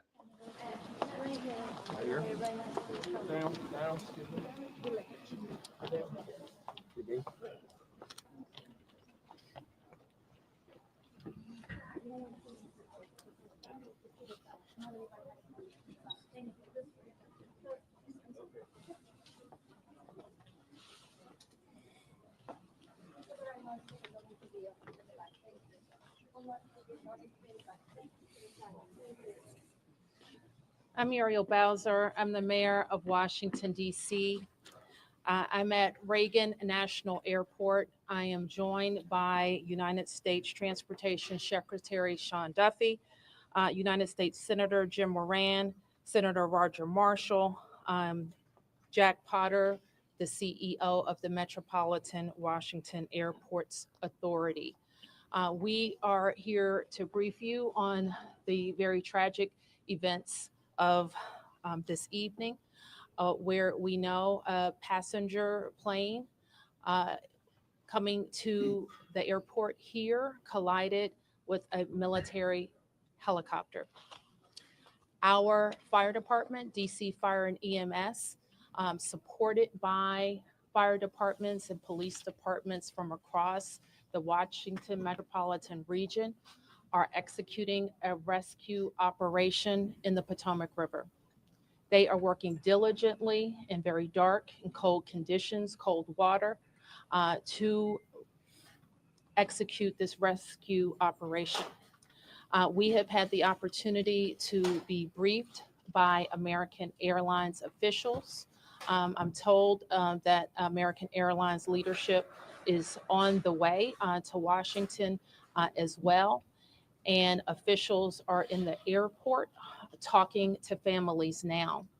We do have a 1-800 number where families should contact us, should contact American Airlines for more information, and we will be providing that information shortly. I am going to turn to a number of officials to provide as much information as we can this evening, and we expect to have more frequent briefings at daylight. So with that, I'm going to turn to Secretary Duffy. Thank you, Mayor Bowser. I think for all of us, we want to extend our thoughts and prayers to those individuals who were impacted by the events tonight, their families. We know this is a very difficult time for all of them.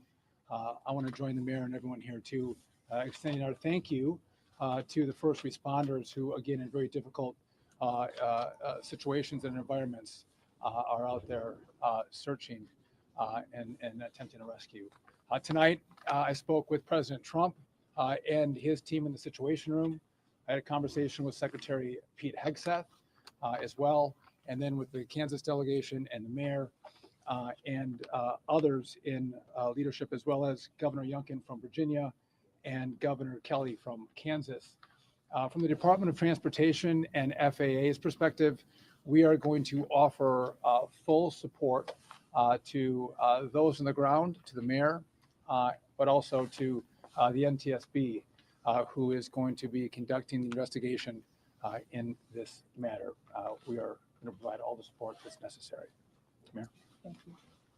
So with that, I want to ask Chief John Donnelly from DC Fire and EMS to provide an update. Good evening, everyone. I'm John Donnelly, Chief of DC Fire and EMS. This evening at 8:48, an alert was sounded, initiating a large regional response to a report of an aircraft crash on approach to the airport. This response includes first the Metropolitan Washington Airports Authority's Fire Department, the District of Columbia Fire Department, the Metropolitan Police Department, and the U.S. Park Police to respond into the area and to sort that out.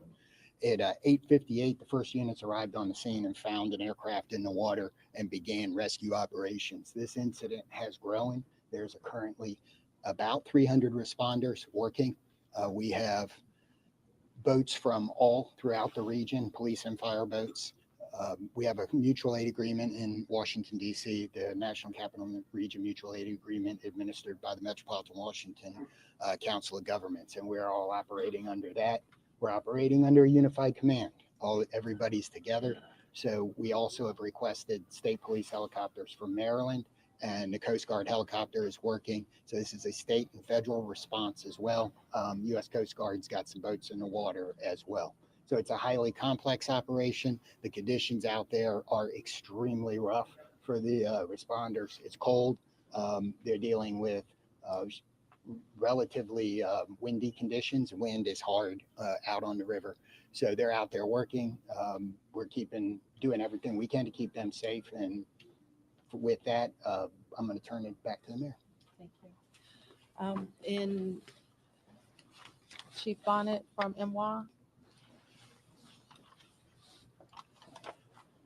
I'm Rick Bonnet, Fire Chief of MWA Fire and Rescue. Our units, as Chief Donnelly already alluded to, at 2048, we received an alert from the FAA tower of an aircraft incident involving a commercial aircraft and a helicopter. Our units immediately responded and deployed 3 boats and immediately called for mutual aid resources. Again, as Chief Donnelly said, it's an active operation that's going to last many hours as we continue to work through recovery efforts and rescue operations. This will be ongoing for quite a while.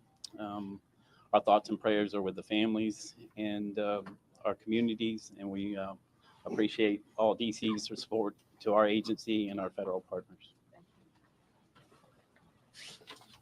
So with that, I wanted to turn to the senators who are from Kansas who wanted to say a few words. First, Senator Moran, and then Senator Marshall. Mayor, thank you, and Mr. Secretary, thank you, and to our first responders, thank you very much for all that's taking place here. I'm Jerry Moran. I'm a United States Senator from Kansas, and I chair the subcommittee in Commerce Committee on Aviation. So we have really a serious and sad circumstance that we want to be here to be helpful, and we're praying that our responders are safe and the folks who are on that flight are recovered. The circumstance I would describe is that I know that flight. I've flown it many times myself. I lobbied American Airlines to begin having a direct nonstop flight service to DCA. That flight has been in existence about a year. And it is certainly true that in Kansas and in Wichita in particular, we're going to know people who are on this flight, know their family members, know somebody. So this is a very personal circumstance as well as an official response.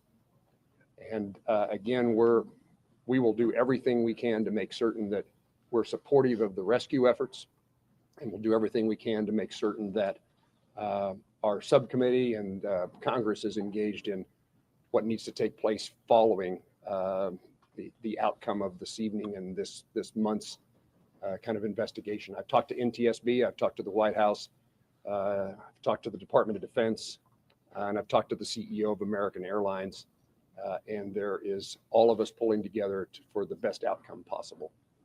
I'm honored to be here with my colleague, Senator Marshall, as we try to make certain that we care for those certainly back in Kansas that were on that flight. But it's a reminder that there are people here in Washington, D.C., and this region, in Virginia and Maryland, and many places else that fly to and from Kansas. And so we're rooting and supporting all those, regardless of where you're from. And Mayor, I appreciate the gathering here for us to try to provide information to those in Kansas and across your city. Thank you. Yeah, thank you. Well, thank you, Senator Moran and Mayor, Secretary. You know, when one person dies, it's a tragedy, but when many, many, many people die, it's an unbearable sorrow. It's a heartbreak beyond measure. And I know Senator Moran and I are here just to say we care. We wish that there was more we could do, but unfortunately, there doesn't seem much at this time. I want the folks to back home to just know that we care, that we love them, and that this is a time when we'll have to join arms together and help each other out. We've been through things like this before, through tornadoes and floods and things, but it's really hard when you lose, you know, probably over 60 Kansans simultaneously. And I don't want to forget the pilots and the flight attendants, you know, are doing, you know, do their job, and the military personnel we lost. You know, all those lives are so valuable, and it is such a tragedy that we lost them.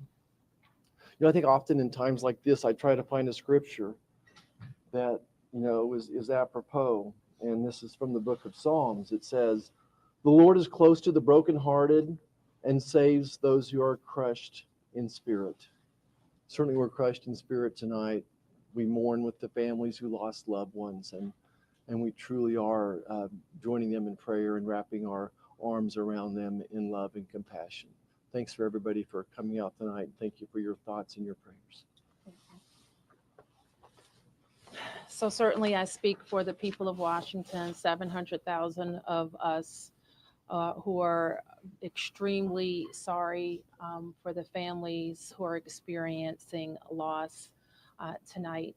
And so we want you to know that we will continue to work with American Airlines to share information as frequently as possible and make sure that we're getting accurate information out to the public. But my sorrow for all of the people and crew on the plane and our military personnel on the helicopter is very deep.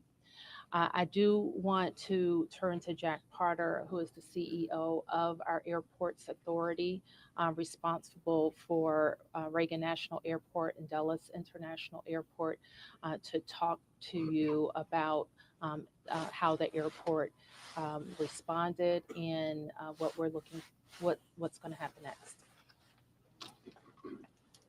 Good evening. As was said, I'm Jack Potter, the President and CEO of the Metropolitan Washington Airports Authority. Thank you all for being here tonight and under these very, very grim circumstances. First of all, I want to let you know that we're providing support to all the families who are involved. American Airlines has established a phone number for them to reach out. It's been published, but let me repeat it. It's 1-800-679-8215.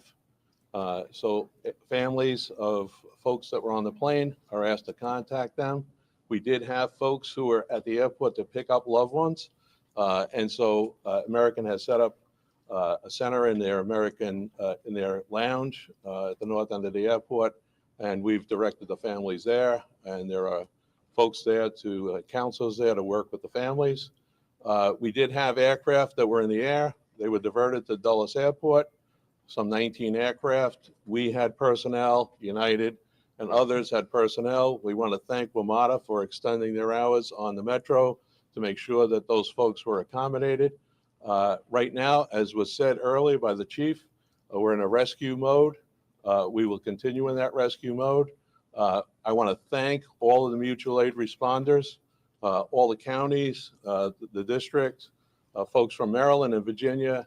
Everybody's on site doing the best they can, and numerous boats out in the water right now. NTSB is on site. I want to thank all of the folks behind me, the secretary, the mayor, 2 senators for all of their support. And we're going to continue to work through the night. I do want to make an announcement. People are, concerned about what's going to happen in the morning. Reagan National Airport will be closed until 11 o'clock. That's when the first flights will take off.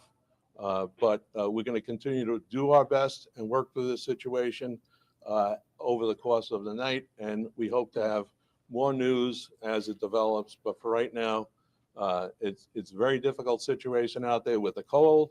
It's very dark, but there are numerous boats out there. There are dive teams out there. So again, we'll continue to work this situation, and I'll turn it back to the mayor. Thank you very much. Thanks for that update. And you've heard that in the National Capital Region, the district, of course, is Washington, D.C. is at the center, but we are a close region. We have heard from the governors of Maryland and Virginia, the mayor of the city of Baltimore, all who have sent us personnel to help in the rescue operations. Last thing I'll note is just to our local viewership, and just please let our first responders do their work. Try to let our vehicles get to scenes and through scenes.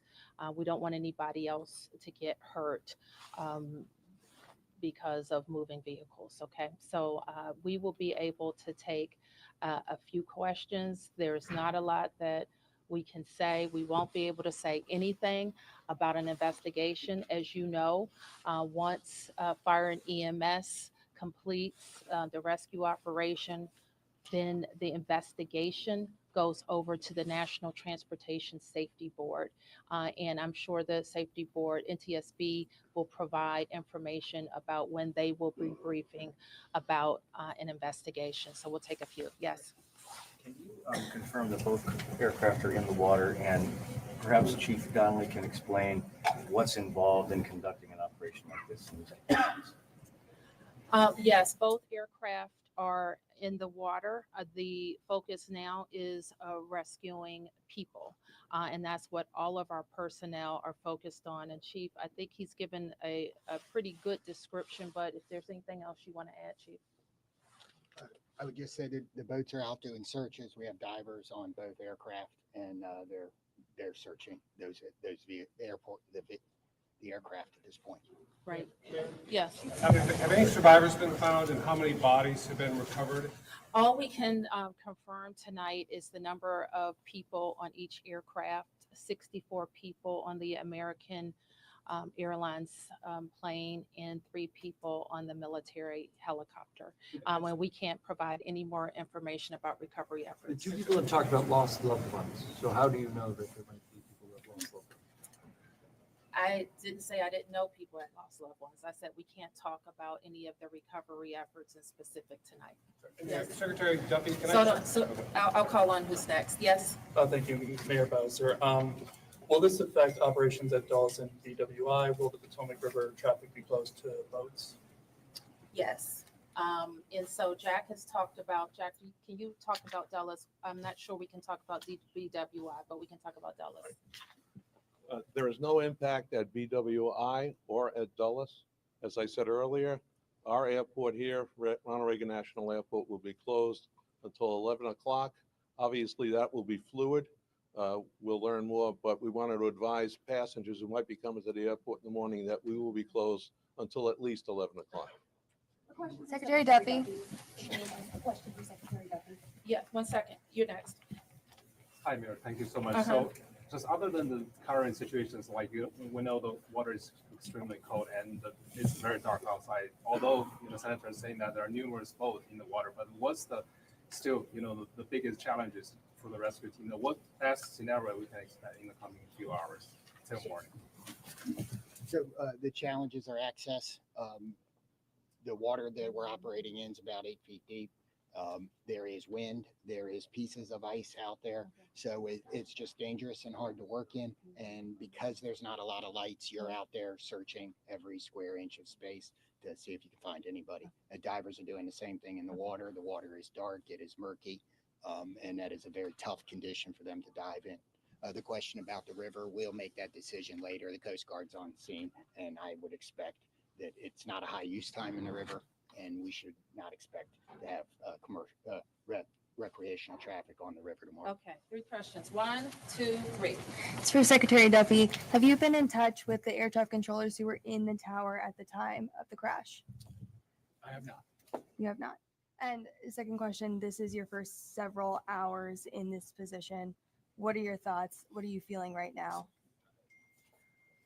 My focus is on those who are impacted on this flight.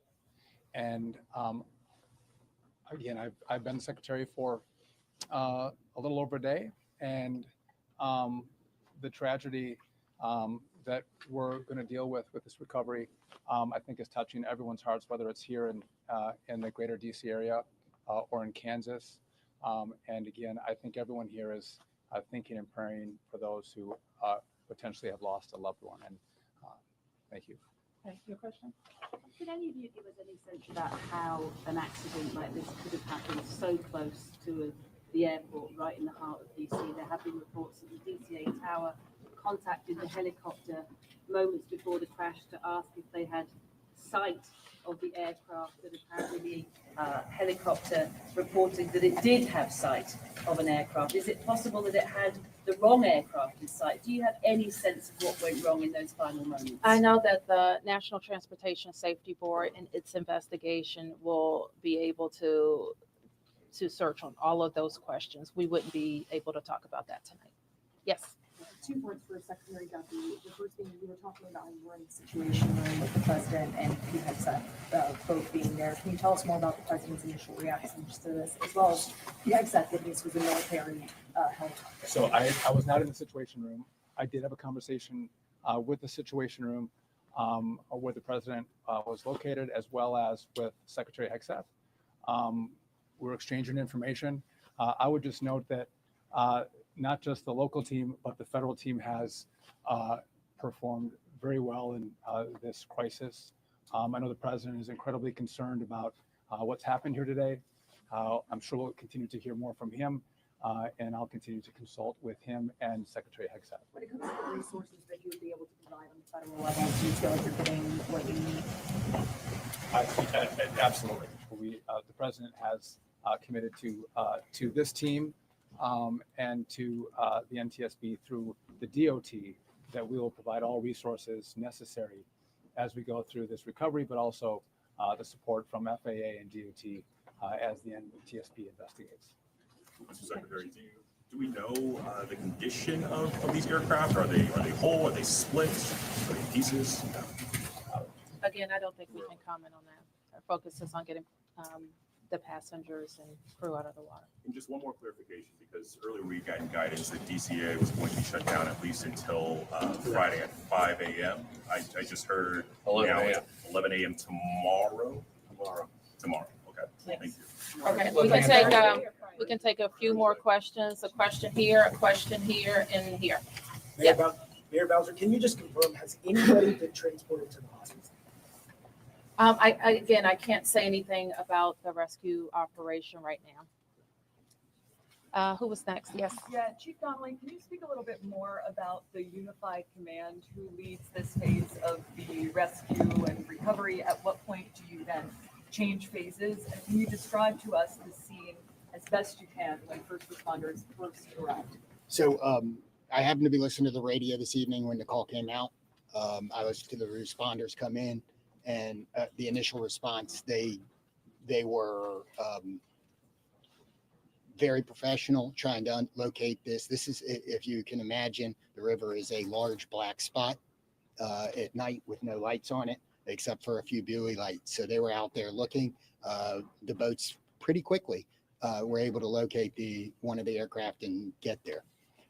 So that's what's going on right now. Everybody's working on that. We will reevaluate where we are with the rescue operation in the morning when we get a better sense of it, but we are still out there working, and we're going to continue that throughout the night. Do you have a sense that there are survivors?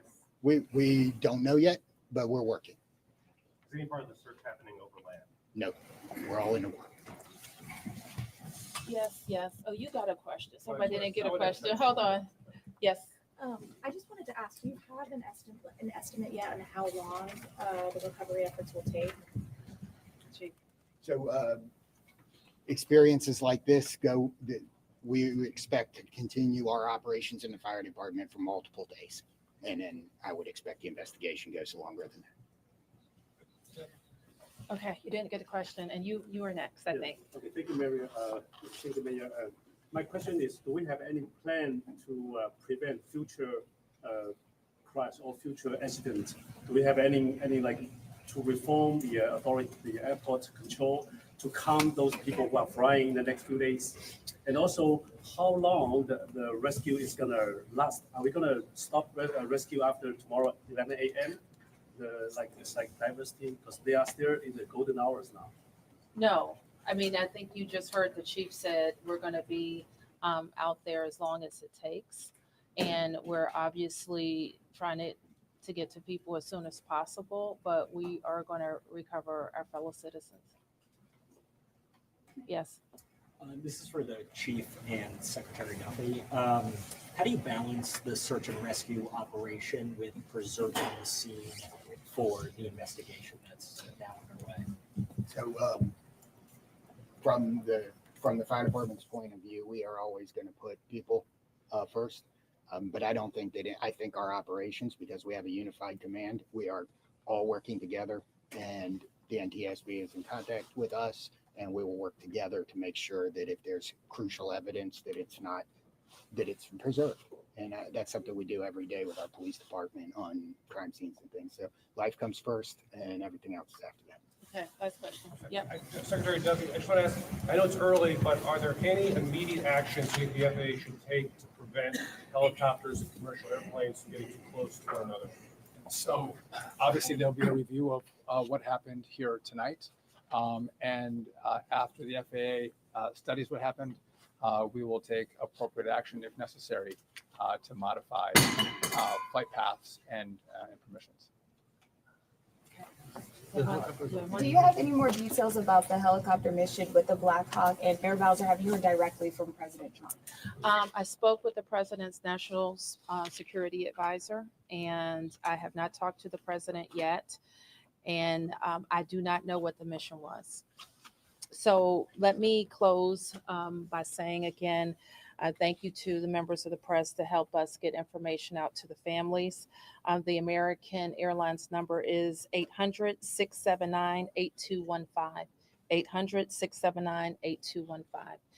And I expect the airport will likely provide additional information in the morning. Thank you.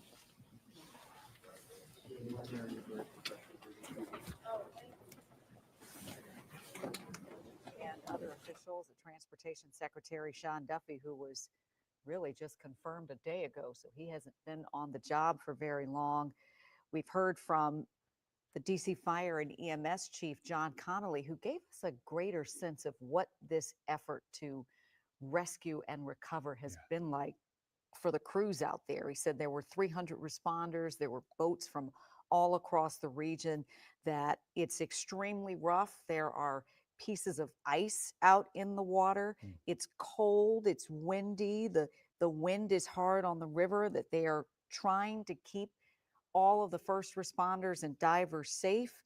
And so this has really been, and he talked about searching every square inch and just how tough this has been for all of these hours, trying to rescue people. Yeah, and he says the waters there in the Potomac are about 8 feet deep. So that's what they're dealing with right now. And you heard Mayor Bowser say right now their focus is on rescuing people.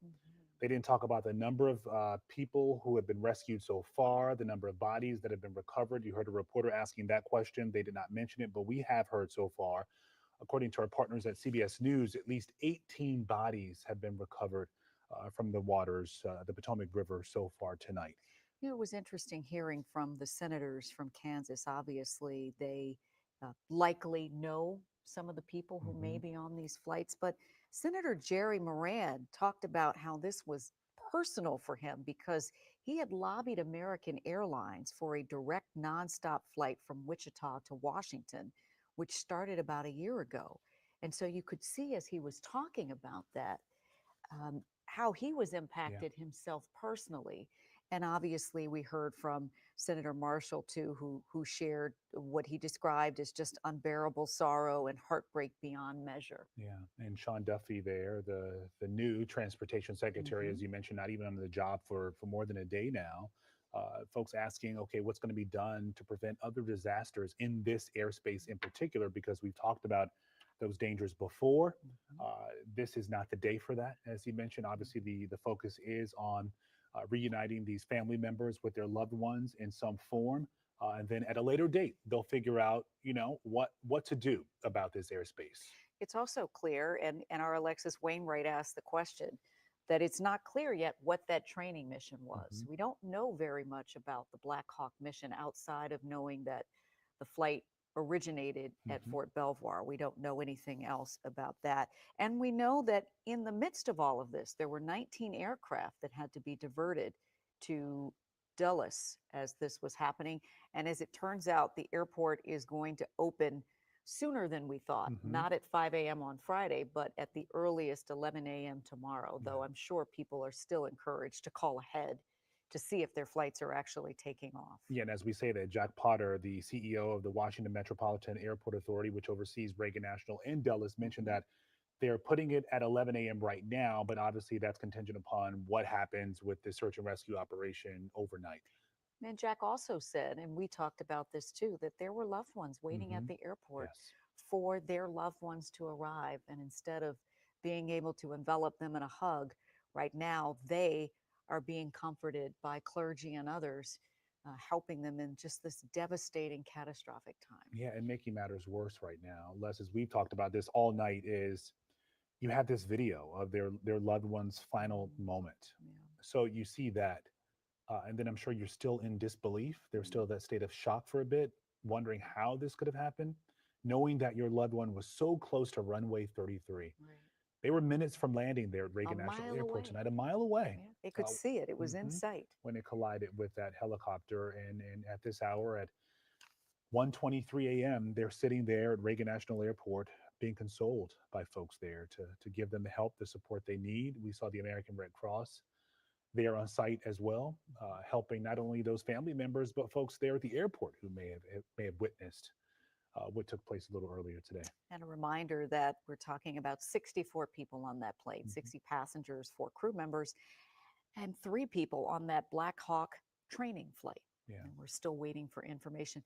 And what all of them seem to suggest and to say is that this rescue effort is going to take some time, not hours, days. It's going to be a while because of what you mentioned there from Chief Donnelly, saying conditions are extremely rough for first responders. He says, one, what we know, it is freezing out there, but there's also a bit of a wind there on the water as well. So the conditions just aren't right for these first responders. But we know, as he mentioned, there are more than 300 responders right now working to rescue as many people as possible.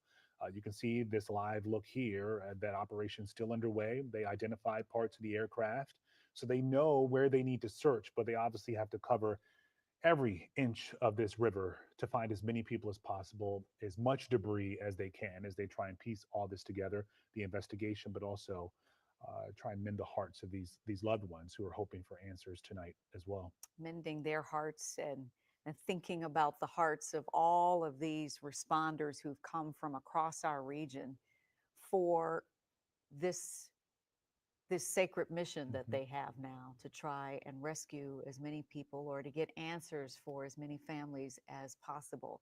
They trained for this, so they were ready to respond, but certainly nobody hopes to get this kind of call to respond.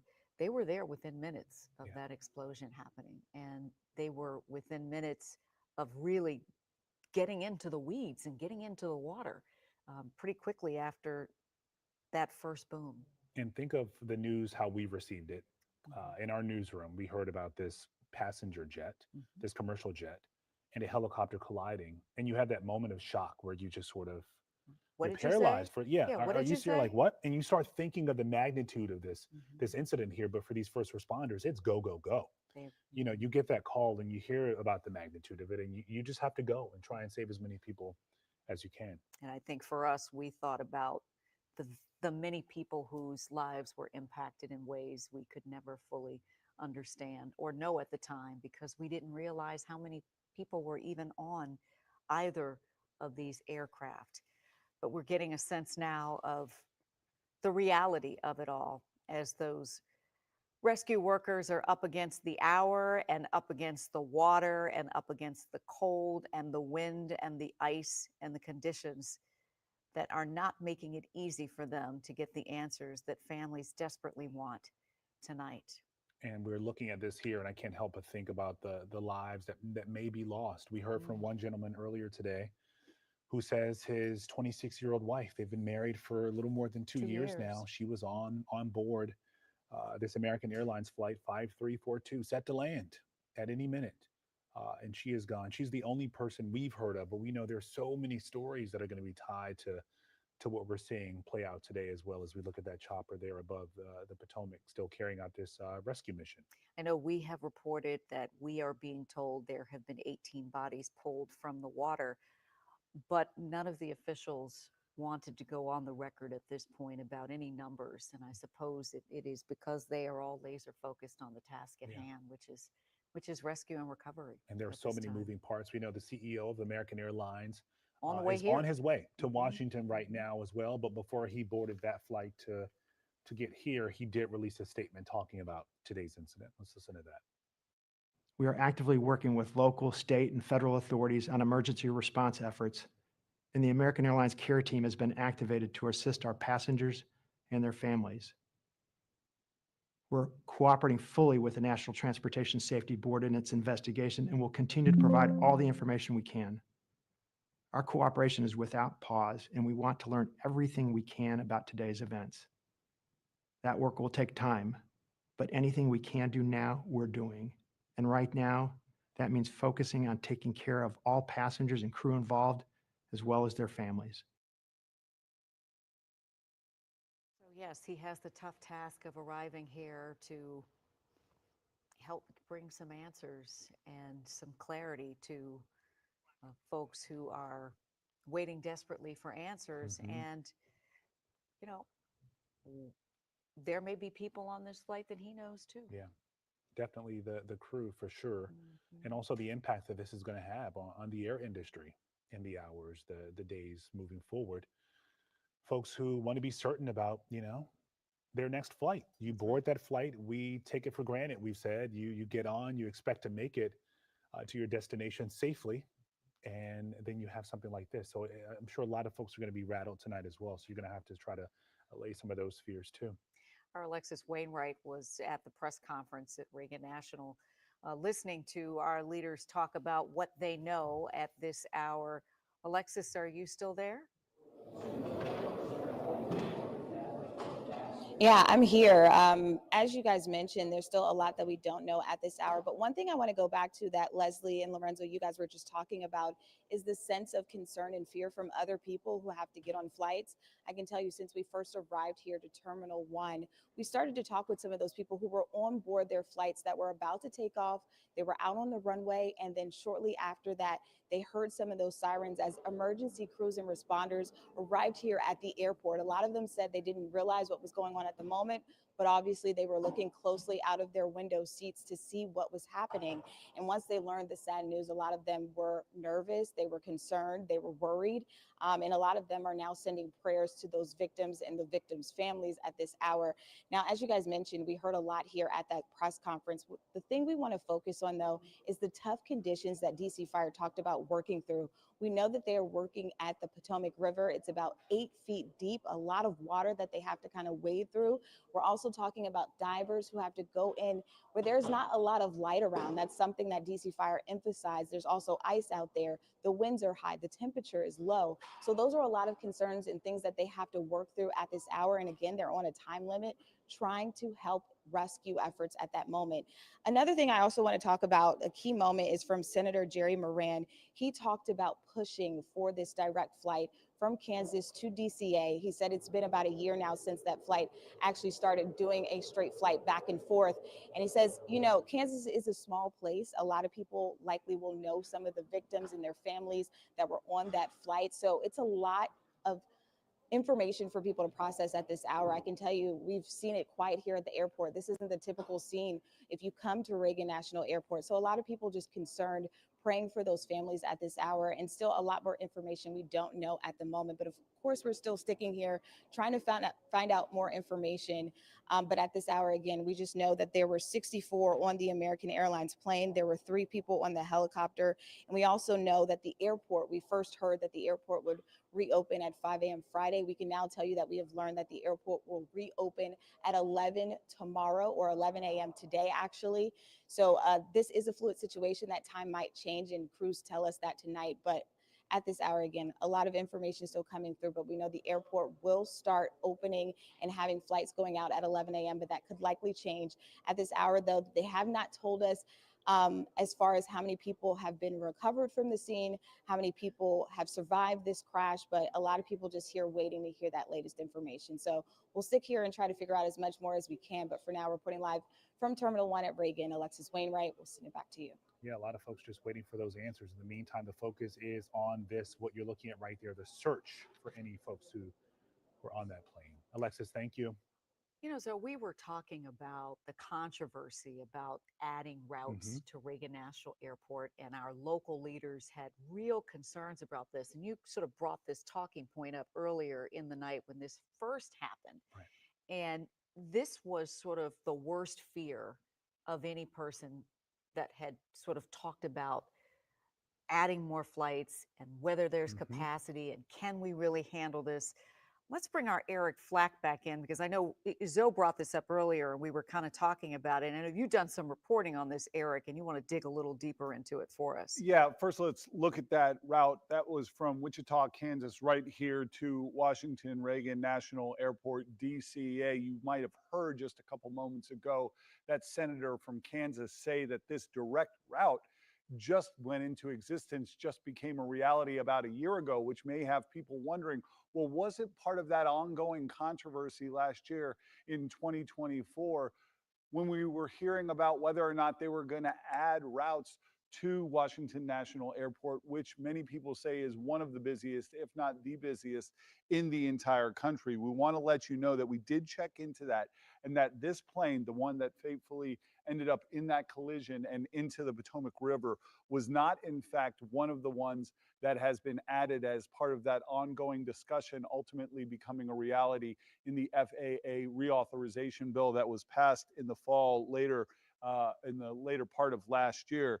There were 5 flights that were added as part of that reauthorization bill. Only one of them was an American Airlines flight, and that one to San Antonio. In fact, myself and a couple other people back in the newsroom did some quick checking on some of these commercial websites from the airlines. We can't see that these direct routes that have already been added or were talked about being added to the register of flights at DCA are even in existence yet. They still aren't even available. So not saying anything can change, not saying any of those flights will be pulled back now because of this. But if you had questions out there about whether this flight was in fact one of those flights that was just added over some people's objections over the amount of traffic and the amount of near misses that have happened between aircraft there at DCA Washington National Airport, we have now learned and confirmed that this flight in fact was not one of those, although it is new to the register, as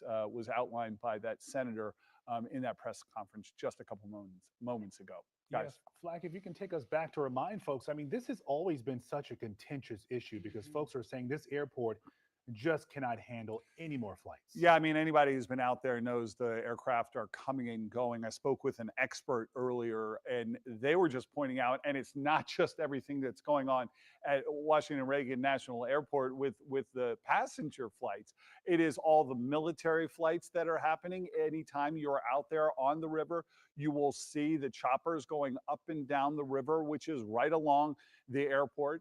there is so much traffic that is coming through there that people already had concerns that adding flights would just create even more issues. The near misses that we have reported on date back at least 2 years, in some cases likely longer.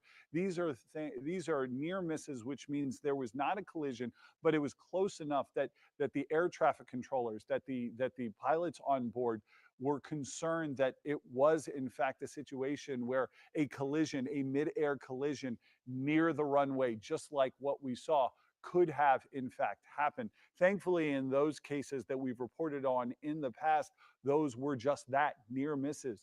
Tonight we have a situation where it tragically was not a near miss. It was a direct collision, and we now know really just a tragic end for so many involved.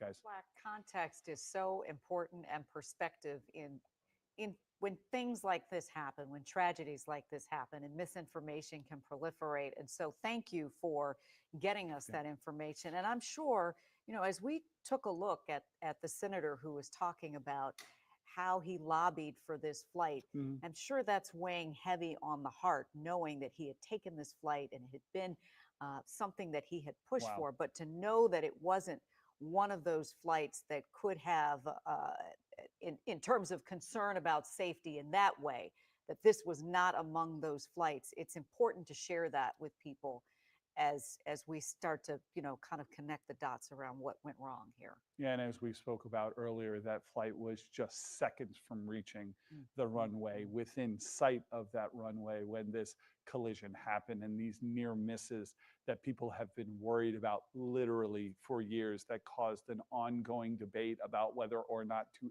add more flights to DCA, which in fact they ultimately did, was the exact reason that people had so many concerns. So obviously there's got to be so much second guessing right now going on when you have an end like this. It sure does, Flack. Thank The you. news just gets, more grim, I'm sure, in the days to come as we start to learn more about the people who were impacted by this, who were on that flight. And so many as well. families right there at the That's right, airport and waiting for them. And we don't It's know just, the families, the age, the ranges of those who were on board the flight. In terms I'm of their sure ages. all of the above. So Yeah. I mean, you're going to have people from every walk of life who ended up involved in this on their way home, possibly on their way to a vacation. Who knows? Yeah. But never expected this, obviously. Absolutely. Flack, we'll be talking to you, I'm sure, in just a bit. I think we've got former NTSB and senior air safety investigator Greg Feith again on the phone. He's been such a vast source of information for us. Greg, are you there? I am, Leslie. The last time we talked, you had already kind of laid out for us what is likely happening and what we know now, the GO teams involved, the rescue efforts, everything happening all at the same time. You listened to the same press conference that we did. What are your takeaways? Well, again, they were providing, of course, information about the families. One of the big things that has come out of accidents over about the last 20 years is family assistance. The big real takeaway was back in 1996 with TWA 800 and having family assistance because family members weren't getting a lot of information. You heard tonight American Airlines has set up their care team. They've got points of contact for family members and friends to contact to find out the disposition of their loved one, to see what kind of assistance the airline is going to provide. That really came out of NTSB investigations, both domestically and then foreign. When I did Korean Air 801 in Guam, we had similar issues. And out of that particular accident, the foreign family assistance program really came to fruition, requiring foreign airlines to also help families have points of contact, give them first information. Over the years, it used to be that family members were finding out information by watching TV, and that wasn't good enough. And so now the NTSB provides, through their Transportation Disaster Assistance Department, first information to the families before they take it public to the news media. So you got some of that tonight where they were giving contact information. It is going to be closely guarded as far as the recovery efforts and that kind of thing, because it is a very long, tedious, and hazardous process. And nobody wants to come out with a number of how many victims have been recovered or what's transpiring until they are absolutely sure. It's got to be factual. And I think that's why they're so guarded tonight as to how the process is going. Yeah, and we saw the explosion earlier as well, Greg, and it's safe to assume that, nothing is intact. So they're putting all of this together in terms of perhaps identifying some folks who may have died in this blast as well. So this is not easy by any means. Now, in terms of the investigation, we are nearly 5 hours into this now. What's happening at this hour? Well, again, as we talked earlier, one of the things that there are two different things going on. Of course, that's the search and rescue recovery. And then the investigators are trying to collect that perishable evidence.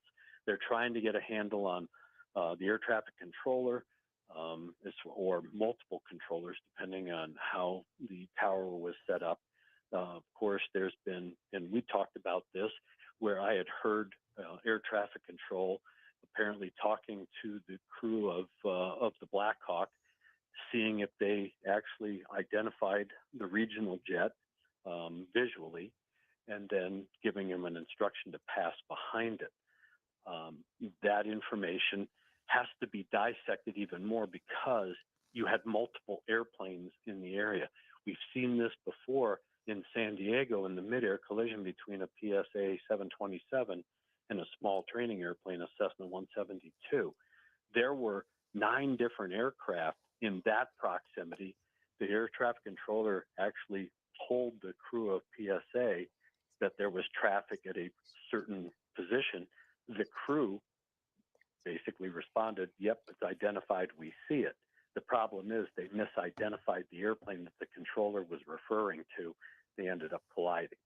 So that's the kind of information that, while it could be obvious, and of course it's being played on TV and pulled down off the internet, you have to understand the backstory. You have to keep things in context. And that's why it'll be critical to have the cockpit voice recorder to see the interaction between the crew members, whether or not they actually identified any traffic that was called to them.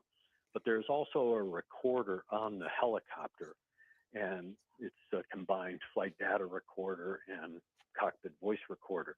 It'll be important to see the military crew, if what they did was identify the proper aircraft.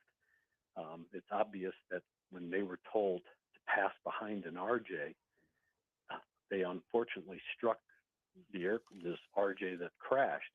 The question is, was that the actual airplane they were identifying, or did they look somewhere else, see another aircraft, and affirm it as, yeah, we have the traffic? So it gets very complicated. That's why you can't jump to conclusions.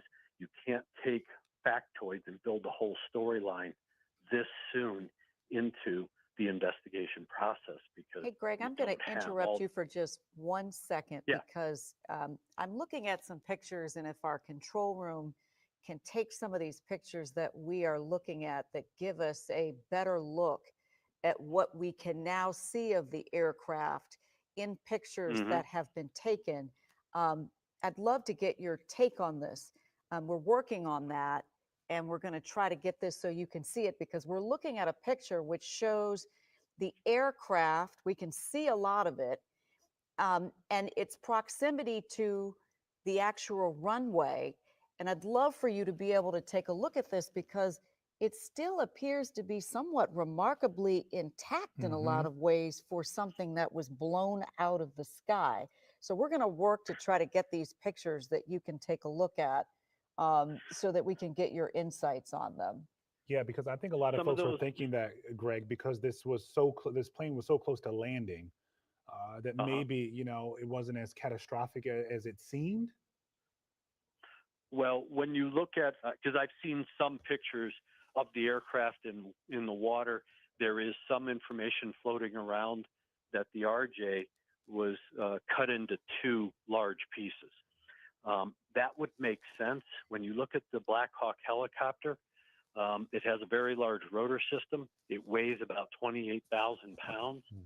And when I've dissected just looking at the video multiple times, it appears to me that the helicopter struck the aft end of the aircraft. That would be at least midpoint from the wings back.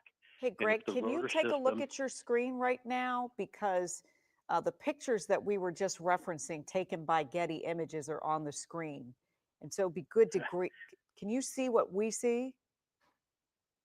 I would love to be able to do that. No, it sounds like what you were unfortunately- referencing, it sounds like you've seen the same pictures already because we're Yeah, following what you're and- saying. So you've probably seen what we're showing. Yeah, and so with the aircraft being relatively intact but in two pieces, the rotor system probably damaged the aft end of the aircraft, sliced through the fuselage, separating it. The large explosion was the fact that there was contact in the area of the fuel tanks, which the fuel is carried in the wings on this airplane. So it's probably from the wings aft, because when you look at the video and you see the bright light that we all believe is the regional jet with its landing lights on, the landing lights are actually positioned in the leading edge of the wing. And you don't see any kind of black or any kind of shadowing or anything else that would suggest that the helicopter passed in front of the aircraft, the RJ. So given that, plus then the nose of the airplane pitches down, the lights pitch down, that suggests that the tail section of the airplane was damaged sufficiently so the nose of the aircraft pitched down. And I think that when they pull the wreckage and really examine it, it's probably going to be that the helicopter struck the aft part of the aircraft unbeknownst to the flight crew of the RJ. How crucial, oh, go ahead, Les. No, it was just when he says RJ, just letting our viewers know, RJ means I'm the sorry, regional the regional jet. The jet, yes. Yeah. Okay. So we're looking at these images here and seeing how, part of the Black Hawk is still intact. We can see pieces of this plane here. How crucial are these pieces to the investigation? They're extremely important in doing a reconstruction of the wreckage itself. That means that they will remove both aircraft out of the water. They'll take it to a facility and they'll actually lay out the pieces in their proper position for each respective aircraft, and then try to determine the actual impact or collision angles and determine what parts of, let's say, the helicopter struck the regional jet. They'll look to see how the rotor system may have contacted. This is an airplane that has what's identified as a T-tail. It's not the conventional tail that you would see like on a Boeing 777, but in fact, the horizontal stab sits on top of the vertical stabilizer. So they'll be looking for marks to see if the rotor blade cut through the vertical stabilizer. They'll want to look for paint transfers. Both aircraft, especially the Black Hawk, has tires, rubber tires. So a lot of times we'll see rubber tire mark transfers on the other aircraft. That helps us position with very good detail exact impact attitudes and position, whether the helicopter was higher than the RJ, slightly higher, or slightly below. So those parts are very, very critical, and it's important that first responders help investigators by documenting the wreckage, because of course things get distorted as they're doing their rescue operation and recovery. So I always talk to first responders to say, what did you do as far as removing parts of this wreckage to evacuate a victim? And that helps me so that I don't have a misperception. If I find a part somewhere that is very curious, they say, no, we removed that and put it there, versus, nope, we didn't touch that. So now we know the positioning of each piece of the aircraft. Greg, you've been talking methodically about how this process unfolds and how you get to these answers. When you're able to get the wreckage of these aircraft and you start to lay it out in the way that you talked, how long from the time that you start that, is it to find the answers that everybody wants to know about? Is it months? Is it years? I mean, what's realistic in terms of helping people understand how we got to this situation tonight? It's a very good question, Leslie, because it comes in phases. There's multiple phases going on. Of course, once victim recovery is accomplished and the NTSB is able to recover the wreckage, you're going to have a team of system structures and power plants people putting that wreckage together, trying to determine all these collision angles that we just talked about. Meanwhile, you have an operations group. They're going to be focused on how the RJs, the regional jet pilots, were operating the aircraft, policies, procedures, what they were doing. And that same group will be looking at the military pilots and their operation of the helicopter. What was the intent? What was their intended flight path? You're going to have an air traffic control group that will dissect the communications between air traffic controllers. All of this takes time. You may get factoid information released by the NTSB because as part of its mission, it is to inform the general public as facts are developed and the determination is made that those facts are verifiable. They aren't going to just say something because a lot of times, as we know, on the internet, you get a lot of misinformation. There's already been misinformation about the fact that they rescued 4 people. I mean, that's the kind of stuff that hurts the credibility of an investigation. So the board will be very cautious to ensure that the information that's released every day over some period of time is factual.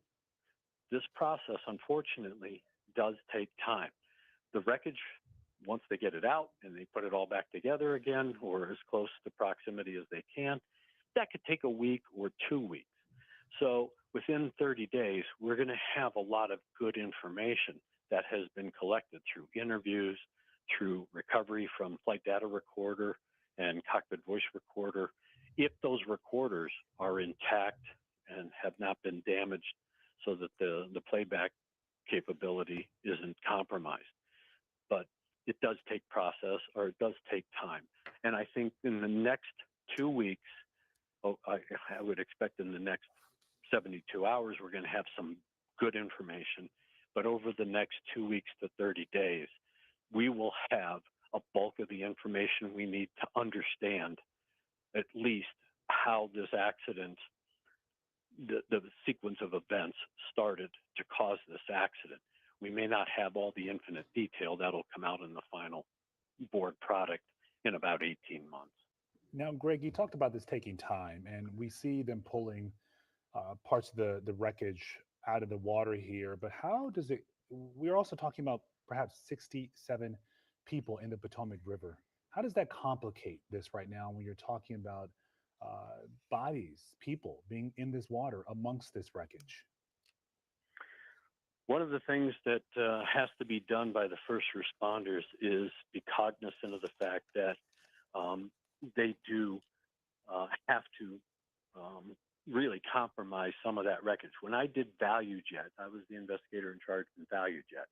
When that airplane went down in the Everglades, it was a dual mission. It was to recover aircraft wreckage and to recover the victims. And it's a very choreographed process because they can pull the wreckage out without damaging it. And in conjunction with the NTSB, they can then manipulate the wreckage to recover the victims. But the NTSB's evidence from the structure itself can remain intact, or at least be documented as that process is taking place. It's critical to try and get the actual wreckage in its position because it too is perishable. If you start cutting into it, that changes the evidence. That could change how somebody may perceive or at least believe that one aircraft struck the other. Wow. It's a sober assessment. Yeah. And an honest one, right? And It, like I said, I see the worst side of aviation every day in my job as an accident investigator. My mission and the mission of the NTSB and every safety professional out there that has to do this type of work is to prevent these accidents and incidents from happening in the future. I fly on an airplane almost every week. My family flies on an airplane very often, and it is my responsibility to, as an NTSB investigator, but as a safety advocate as well, to collect all the facts, conditions, and circumstances so that the loss of life isn't in vain. That unfortunately these people have died. But out of this tragic accident, here are the safety improvements going forward. So there always has to be a positive out of this very tragic circumstance. And like I said, we as investigators, I mean, while we have to remain objective and really focused and really compartmentalize the tragedy that we're investigating, there comes a point where, you know, in the dark of the night, as an investigator, it hits home because it could be our family members, it could be our friends. And so I think we all work collectively in this business, this aviation safety business, to prevent that from happening again and prevent that heartache. So it's an emotional thing. And when I teach accident investigation, that's the first thing I talk about with investigators. This is an emotional job because you are dealing with tragedy. You are dealing with a lot of emotion, and you have to take that emotion out to be able to do your job objectively. And sometimes that's very difficult. And other professions, first responders, they have to do the same thing. Yeah, Greg, you talked about seeing the worst of aviation pretty frequently, but yet you still fly every week. So is there something you tell folks who are watching our coverage tonight and who may have a flight in the days ahead and they may feel a little anxious about boarding that next flight? I trust the system implicitly. I learned to fly when I was young and in high school in Maryland, flew my way through high school and college, and went to work for the NTSB and continue to fly, and I still fly today. I fly as a passenger on all the airlines. I trust the system because I know all of the policies, procedures, the training, the equipment that is utilized to keep the system safe. Is there going to be a tragic circumstance like this where this was an unexpected event, even with all the safeguards? The question is, what broke down in that safeguarded system to unfortunately cause this? And was this an isolated event or systemic? But I trust the system. What scares me more is driving to the airport, because when I'm in the air, I know pretty much what everybody's doing up there. We know that we have good pilots, we have good equipment, we have a great air traffic control system.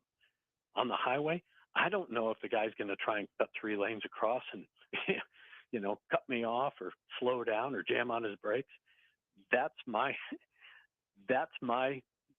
greatest fear is I'm going to probably get hurt or killed on the highway, not in an airplane. So to the flying public, they have to have confidence in the system. We have the safest system in the world, bar none. So even after what we see here tonight, your message to people would be trust the system. American aviation, by and large, is safe. Absolutely. Absolutely. Because again, and that's why we have a robust oversight through the FAA. That's why it is incumbent that when we fund agencies that have these oversight and regulatory responsibilities, we have to have the highest quality people doing these jobs and doing it without overtaxing them, because it is oversight, it is enforcement, so that the system remains safe. And the NTSB has talked about this over the years in their probable causes in a variety of accidents where they found that the air traffic control system was deficient with air traffic controllers. We didn't have enough. And we've gone through that cycle. When President Reagan fired 5,000 controllers, there was a concern about whether or not the system was still safe because we were down 5,000 controllers. We're in a controller shortage right now, just like we're in a bit of a pilot shortage and a mechanic shortage. But barring all of that, we still have very good oversight, regulatory policies and procedures that keep us all safe.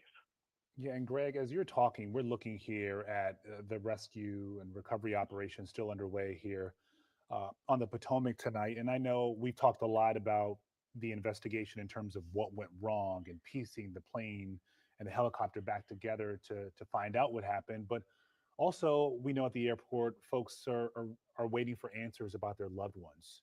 So we saw the Yes. explosion here. We're looking at this wreckage. How long realistically could it take for folks who didn't make it for their bodies to be identified? That is going to be up to the local coroner. That too becomes a very tedious process, a very lengthy process, because they're having to look at remains. Some of the remains may be readily identifiable. When we did ValueJet, because of the catastrophic impact, high energy impact, we didn't have a lot of victim remains that were intact. We were able to identify one of the pilots by just finding the tip of his index finger and comparing it against a fingerprint. So you may have to use DNA, you may have to use dental records, you may have to use other identifiable marks on the body like a tattoo. It's a very long process.